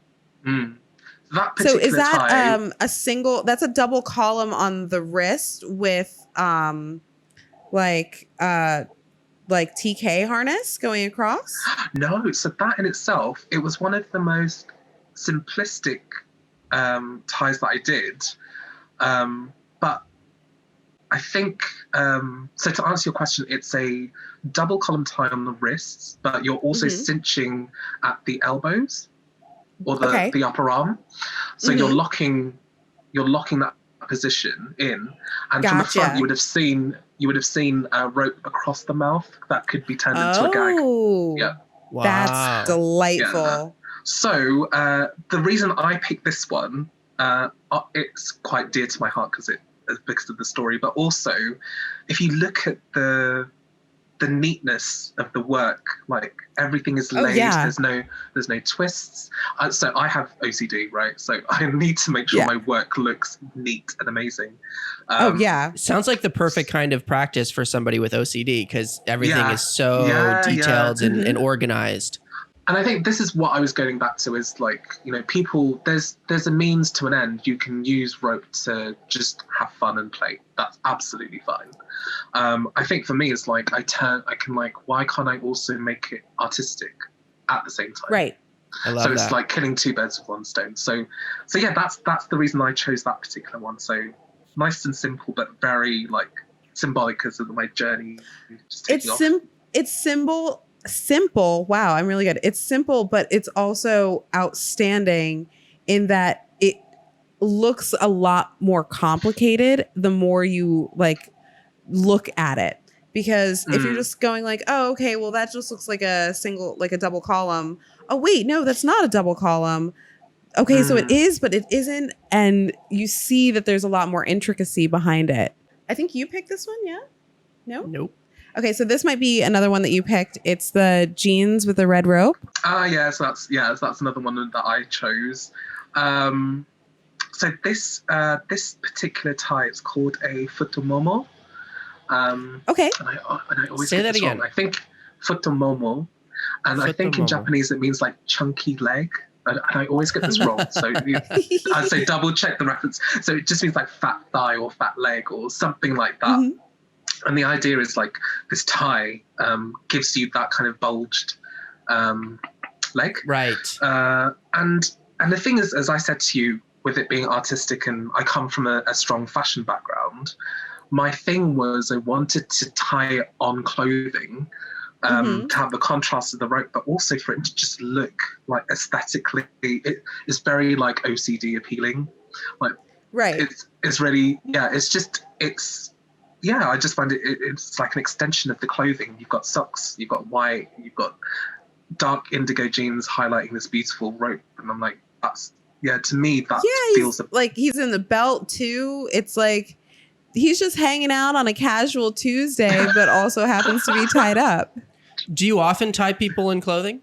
Again, it depends. If gear is someone's big kink, I will incorporate it into the session because I think it's important for everyone to feel mutually benefited and having fun. And so if someone says Yeah, and heard. Like if someone says, I've got a massive rubber fetish, I'm like, great, let's get you into rubber, then let's get some rope on that and see what that looks like. And I think the great thing about rope is it transcends all kinks.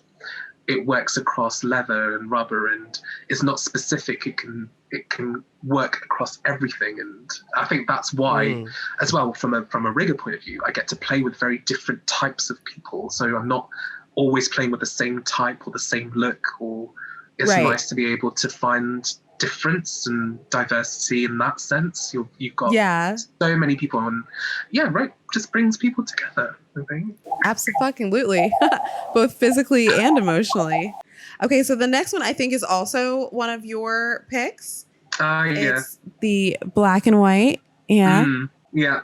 So this is a full body tie. So this is there's like a TK with like a bum harness and then like a leg ladder kind of tie. Sorry? Vivica is very, very excited by showing this one to me. I'm trying to figure out what's going on over here. She's like really getting a kick out of this, looking for a reaction from me. I'm just sitting here. I'm just taking it in. There's nothing going on. Okay. Sure, Jan. Sure. She really wants me to be into this. John, I think you're more into ropes than you think you are. I'm curious where you're getting that from. So, Viv, I was just about to say, John, stop getting so excited over these picks. We all know what's happening here. So you guys can dream all you like. It's totally fine. So this particular pick, this was like kind of a bit more advanced. I had more experience and I wanted to do a full tie, but I wanted the ropes to look like they were part of the same thing. I didn't want diamonds. I wanted them to be all parallel lines. Very neat stacked work. Just even the. So is this multiple TKs just in different areas of the body going across? Yeah. So this, as I was saying about that kind of Lego way of modular way of working, it was like, let's do the chest harness. Great, done. Let's do the legs separately. And then if there was discomfort, I could loosen one particular part without losing the whole thing. Right. So, and again, this was, like I said, it was just, how much rope can I get onto someone and make it look. I feel like it's uniform. A mermaid tie. Yeah, uniform. It just feels Well, it ends up being a mermaid tie, especially the way that like the ankles are tied together. But like it seems like it's still pretty comfortable, all things considered. It looks like there's not very much wiggle room, but there is just enough wiggle room to like settle into the ropes. Yeah. And I'm glad you made that point as well. I think as you become more experienced, there are ways to tie someone to be restricted but still be comfortable.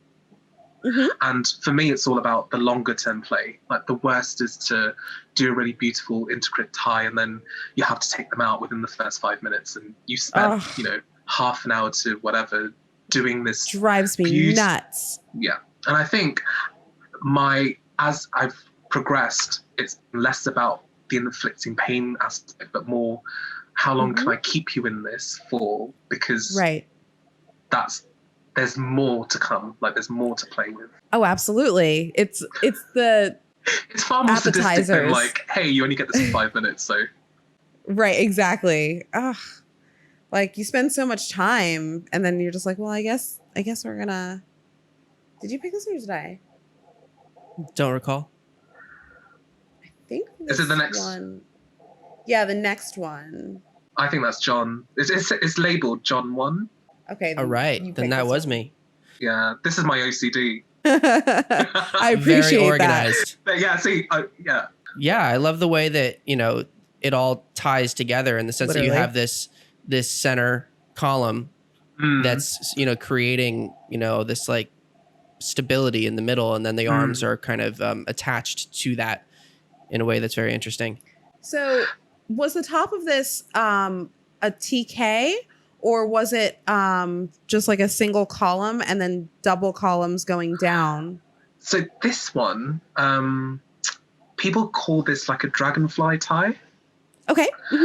because of the way it looks like a dragonfly with the wings for each arm. So beautiful.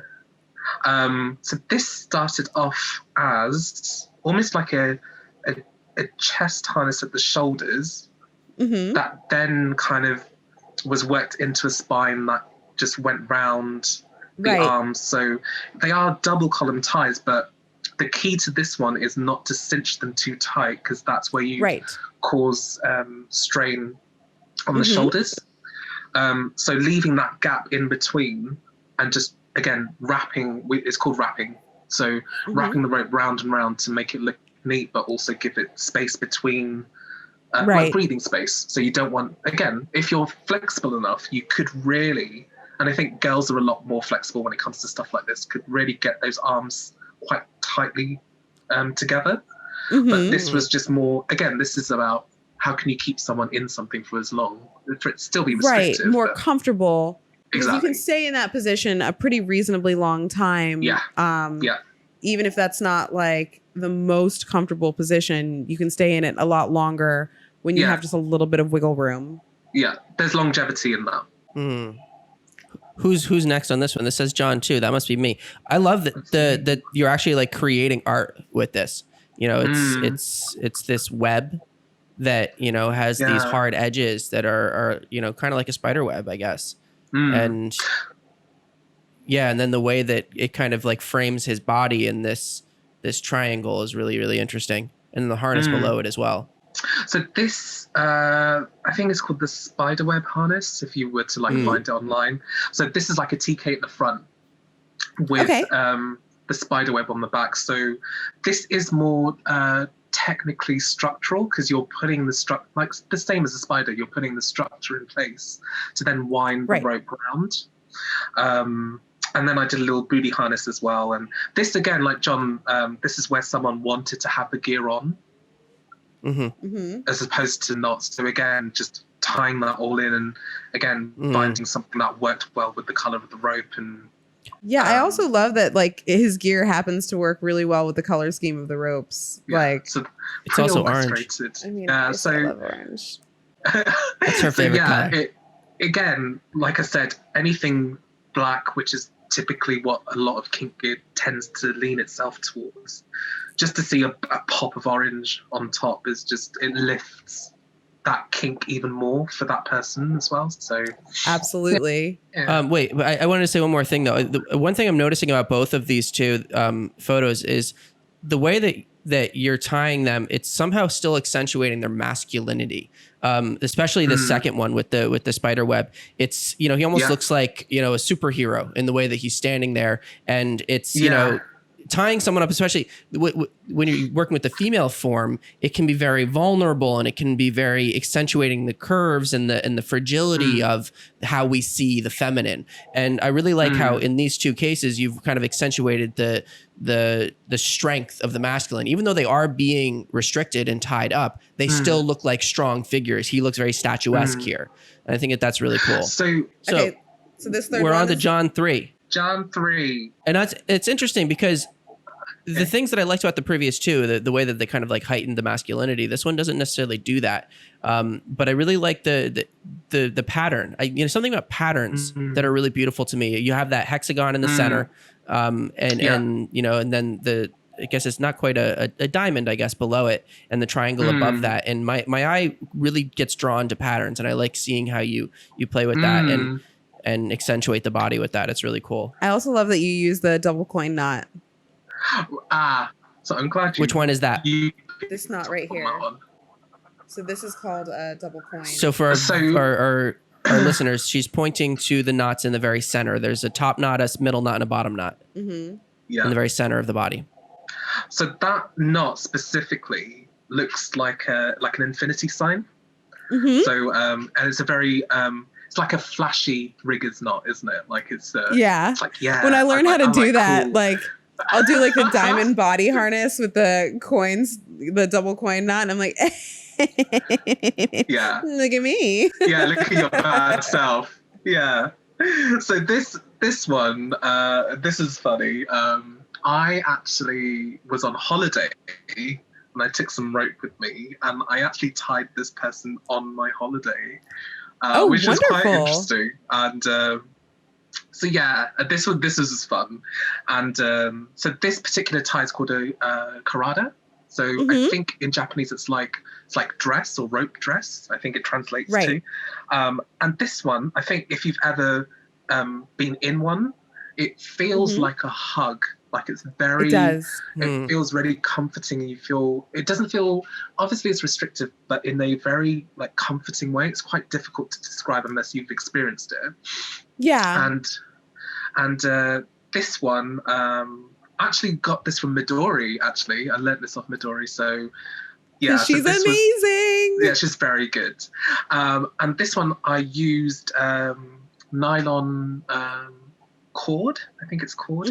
It's a twist as well, so it's that really nice shine, and it's got a nice texture to it too. Yeah, but it's mint green. So again, like, where do you find rope like that? And it's just such a delightful color.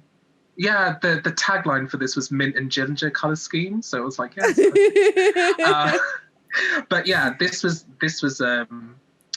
less kind of showy, restrictive, and more like artsy, because his hands are free, and it is like you could. So I've had subs wear these under their clothes, and we've gone for lunch, and that's another way of how you can introduce kink into your daily. Right, because this is actually, because it's such a comfortable tie, putting it under clothing and then going out in it is one of those like subtly it's cheeky. It's so beautiful, because you're just like, oh, I know what you're wearing. Maybe I'll just give a little tug. Thing. But also, if you put knots in strategic places, you can really have fun when someone's going up and down stairs, or when someone's sitting down on a chair, or you can really get creative. So this, it's a pretty like it's a full, I'd say like it was more of a full body harness, but it doesn't require that much technicality, because it's quite straightforward. Which is this type of tie is actually one of my favorite harnesses to do. So far I've only done it on female bodied people, but I love it because like you can always put like the little clit knot in, and after about a half hour or so of them being in the ropes, all you have to do is just tug on the ropes just a little bit, and all of a sudden there's orgasms happening, and oops, I didn't even mean to do that. For guys, it's that kind of perineum space. So when you're sitting down on a chair, you can really feel it. But also, because it's one whole piece of rope, the vibrations that go through that. So attaching a vibrator to it as well to really resonate that feeling across. I think if you haven't experienced it, you should definitely. This one's quite friendly, like kink friendly. Oh, absolutely. And I really love, because since you were using nylon, I found out after I bought my ropes, is a fantastic conductor of vibration. And so if you vibrate nylon ropes, it vibrates the whole rope. And so if you have that harness, I can start vibrating at the chest, and it'll vibrate all the way through. Yeah, and it resonates all the way through. Oh, that's just such a delightful little like right. And extra. These are the things that people don't really know about, and that's half the fun. So that one is very like innocently done in like public, because you're not enforcing kink publicly, because it's still under wraps. So but you can still enjoy that kind of, and I said if you're someone who wants to incorporate kink into your daily practice, which I think in certain kink relationships people want to blur the lines of vanilla and kink and normalize that. It's one of those ways of exploring that with still being safe, consensual, public friendly, all that stuff. Absolutely. So this one's is fun. This one's really fun. It's fun to do. So the next one is one of the ones that I picked. We're on to my picks now. I just loved the whole luchador. I know you posted a more complete picture in the group that we're in.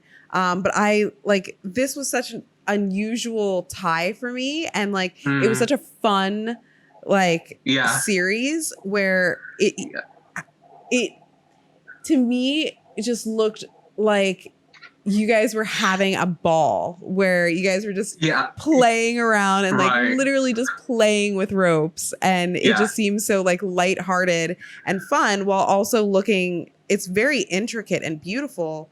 And this is like a basket weave kind of a tie on the chest, right? So you absolutely got it spot on. Like this, so the kind of background to this was I had this new rope. I hadn't conditioned it. And I asked my sub, I was like, hey, like, we spent the best part of the day conditioning it.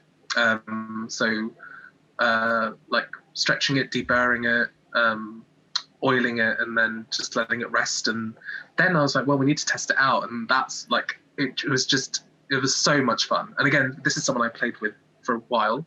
So we've wonderful. Got the relationship, exactly. We've got the relationship and it's fun. And it was such a blast. Like we were laughing so much through this. And, and yeah, this then, like you said, this was a basket weave. So you've got that, this is a bit more Western in the way that weaving is done.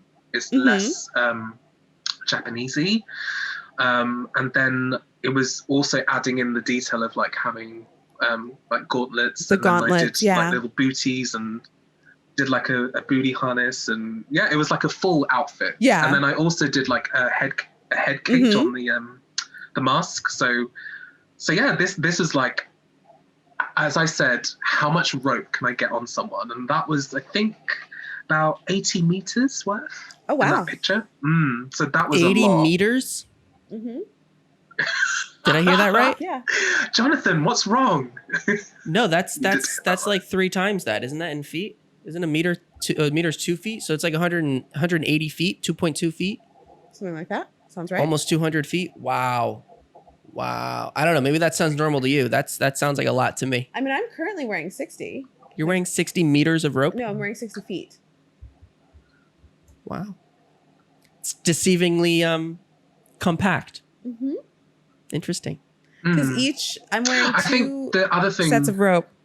Because this is what 30 feet of rope look like compacted. Wow. So each of these are 30 feet. And then you're always doubling them up too, right? And so I used both of these on like in a double tie.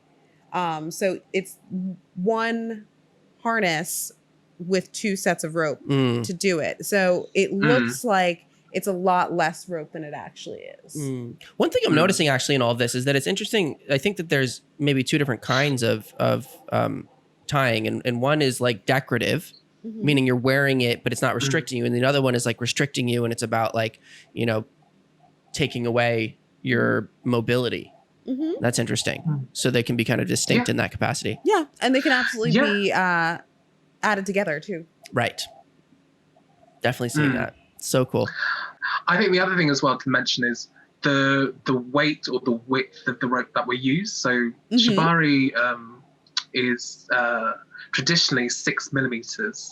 Right. So depending on if you go down that route, you need more wraps or more rounds of a rope to make it look thicker. Right. So that's where you can consume a lot more rope. Whereas if you were to use something like an 8 millimeter or a 10 millimeter, which is, you see those really kind of thick sailing ropes that are quite thick, you can get like a more kind of chunkier look and vibe. And it looks less traditional. So it depends, like, again, what type of rope you're playing with. And so like mine are 5 millimeter ropes. So again, like typical Shibari weight, but in order to get the thickness from like the distance that I'm looking at, you've had to double or triple it up so it looks like a thick band. Right, exactly. Very cool. So the next one was This is very intense visually. So this one, this was do you remember the one, the dragonfly harness? Yeah. I tried it initially, but I think with this particular sub, it was just it wasn't working. Restricted. It was too restrictive. Right. And I wanted to do a hog tie, but I was trying to figure out how to do it. What is a hog tie? And then this is a hog tie. Yeah. What about this is a hog tie? Hog tie is when your hands are behind your back and your hands come to meet your feet. Your legs are pulled up in a way where your hands should almost be able to touch your ankles in some capacity. Like that position specifically is a hog tie position. Do they do that with hogs somehow? Is that like from? Yeah, if you're about to spit roast a hog, that's how they tie them. Huh. They tie the 4 feet together. Got you. But in front of the animal. Right, because I mean you can't pull it behind. So this is okay, interesting. But it's the pulling of the 4 limbs together. Got it. Yeah. That makes sense. So you could a hog tie could be in the front as well. Or is it usually in the back? It's usually in the back. It's always a sub on their front with hands behind and legs folded back. So you've got that kind of position where you've got 2 limbs, all limbs meeting, but it's always face down. So yeah, this was getting creative of how to do that with the physiology of this particular sub, but also to make it look sadistic. Right. Because like the way that like the head harness looks, it looks so intricate, and yet like there's no pulling forward or backwards on it at all because of the like strain on like the neck and the tension going through. Yeah. So again, with that, depends on how much movement the sub can have with their neck as well. So if someone is into pain, this is a really good one to get tighter or more restrictive. And again, some people enjoy that. But yeah, this was like, how do I make this look as evil as I can, but it's actually quite comfortable? Interesting. So yeah, this one. Yeah, so this one, I like the fact that the head cage was also incorporated, so it all looks, together. Very seamless. Yeah, I'm really into it. Next one, obviously, I just love because the vividness of the orange is just my heart. But I actually really like the complexity and also simplicity of the tie, where it's just an open chest harness, but like the spine of the harness has such a beautiful like complexity while also being very like open and simple. So it's similar to the one that I'm wearing. So this is like just a chest. And then you've got that spine on the back, and that, like as I mentioned to you, it's similar to like macrame. Yeah. So that kind of like, so I said I've done crochet. It's that kind of aesthetic of using those knots to make it look pretty. So the good thing about this one is this sub wore this to a social that we went to. So fun! It was purposely made for him to wear to that social. It's almost like he's wearing like a little jacket. But also to talk about subtle ways of dominance, that was my rope on him to wear as clothing to an event that we went together. So he knew who he was there with. Exactly. And also other people recognize because these are very distinct ropes. That was free advertising. That was.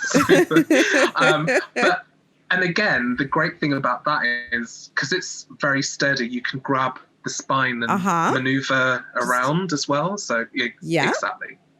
Yeah. So very fun. That's just it's a nice, it's just a really nice, like fun, cute little thing you can throw on. And yeah, that's cool. And the thing about that one, it slips off. So you can just hang it on a hanger and keep it pre-bound, pre-tied and throw it back on. Yeah. That's amazing. Especially if it's being put on the same person. And you can also ostensibly do it on a mannequin. Tailored. Yeah. Like if you you're can get someone to do it on you, it's made specifically for your body. So that's exactly. That's so like if you're putting it on a mannequin that has your dimensions, you could ostensibly tie it for yourself and then wear it for parties and stuff. Yeah, that's so good. Because that's the other thing as well. Like you can adjust to fit your needs or your body or your broad shoulders or really slim build. Like, you know, that's the beauty of this. It's not store bought where you have to squeeze into a size or it's not predetermined. It's tailored. So that's the other thing. Bespoke, if you will. There we go. Yeah. So yeah, that's that one. Oh, so great. Well, this has been an absolute pleasure. I'm so glad that we finally got to talk to you.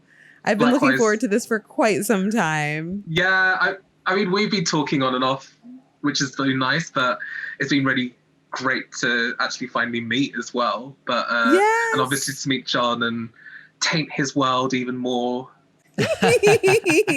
Such a pleasure. It's so wonderful to get to experience your energy, you know, not quite in person, but at least as close as we can be with the video, because I think that's a big part of what makes kink and these kinds of ways of connecting with people so beautiful is that you are really getting to experience the humanity of someone and the individuality of someone and the uniqueness of someone in ways that is more elaborate than just sex and hooking up and you know the more the vanilla types of things that we're used to, and that's what I'm starting to learn is so interesting about kink is like it's this you know developed love language that, you know, from the outside looking in, you have no concept of. You know, when you see these images, you're just like, whoa, somebody's getting tied up. Like, I hope they're okay. You know? Yeah. I love that that's always your default is, I hope they're okay. You know, it's so interesting though, on the outside looking in, like that's my first reaction to so much of this stuff is I hope they're okay. But then you get a hug? Then you get to, you know, learn what's actually going on, you know, in these scenes and as people are interacting with each other and the energy that's being shared and the love that's being shared. And that's just really so beautiful. And I'm just so thankful to get to be exposed to it, even in just this limited capacity. So really appreciate you taking the time to be here with us today and to share this part of your world with us. Oh, that means a lot. Thank you. And it's really like, and I hope we get to do this in person at some point. Do you know Come what? to Brooklyn. Now that the world has changed on your side of the pond, I'm so looking forward to booking my US tour and catching up with all my like kink friends and doing all the fun stuff and you know where to come in Brooklyn. Oh, that's amazing. I will let you know as soon as the parties resume out here. Yes. You can take me to these like small lesbian bars as well. Like I'm interested to experience. Can I come too? You can come, but you can't hit on any of the girls. I'm pretty good at that. Maybe get you into a harness as well, John. That'll make people more comfortable. There you go. I'm just saying. Put you in some ropes and take you out. All right. Well, we'll see about that. Amazing. But thank you so much for having me. Like, it's been really a pleasure to speak to you, but also talk about things like below the surface and really talk about behind the scenes stuff, which is all the good stuff that no one really gets to experience or really understand. So absolutely. This has been amazing. I hope you have a wonderful rest of your evening. And you have a great rest of your week. Before we lose you, where can people find you if they want to look you up? Yeah, so on Recon, it's Knotsococky. And on Twitter, it's @Knotsococky. So nice and easy. And that's not with a K, as in a rope knot. Like awesome. A rope and knot. We'll link those in the description as well. Love a great pun. Awesome. Well, thank you, Harry. Amazing. Right, thanks, guys. Take care. Yeah. Bye. Ciao. Have a good one. Thanks for checking out this clip from our show. To watch more clips or full episodes, click on our profile below. If you want to stay up to date on all of our new episodes and videos, click subscribe. And if you have any ideas for future guests or topics that you would like to see us cover on the show, leave us a message in the comments or connect with us on any of our social media channels @Funtime Program or on our website at funtimeprogram.com. We'll see you in the next one. Bye-bye.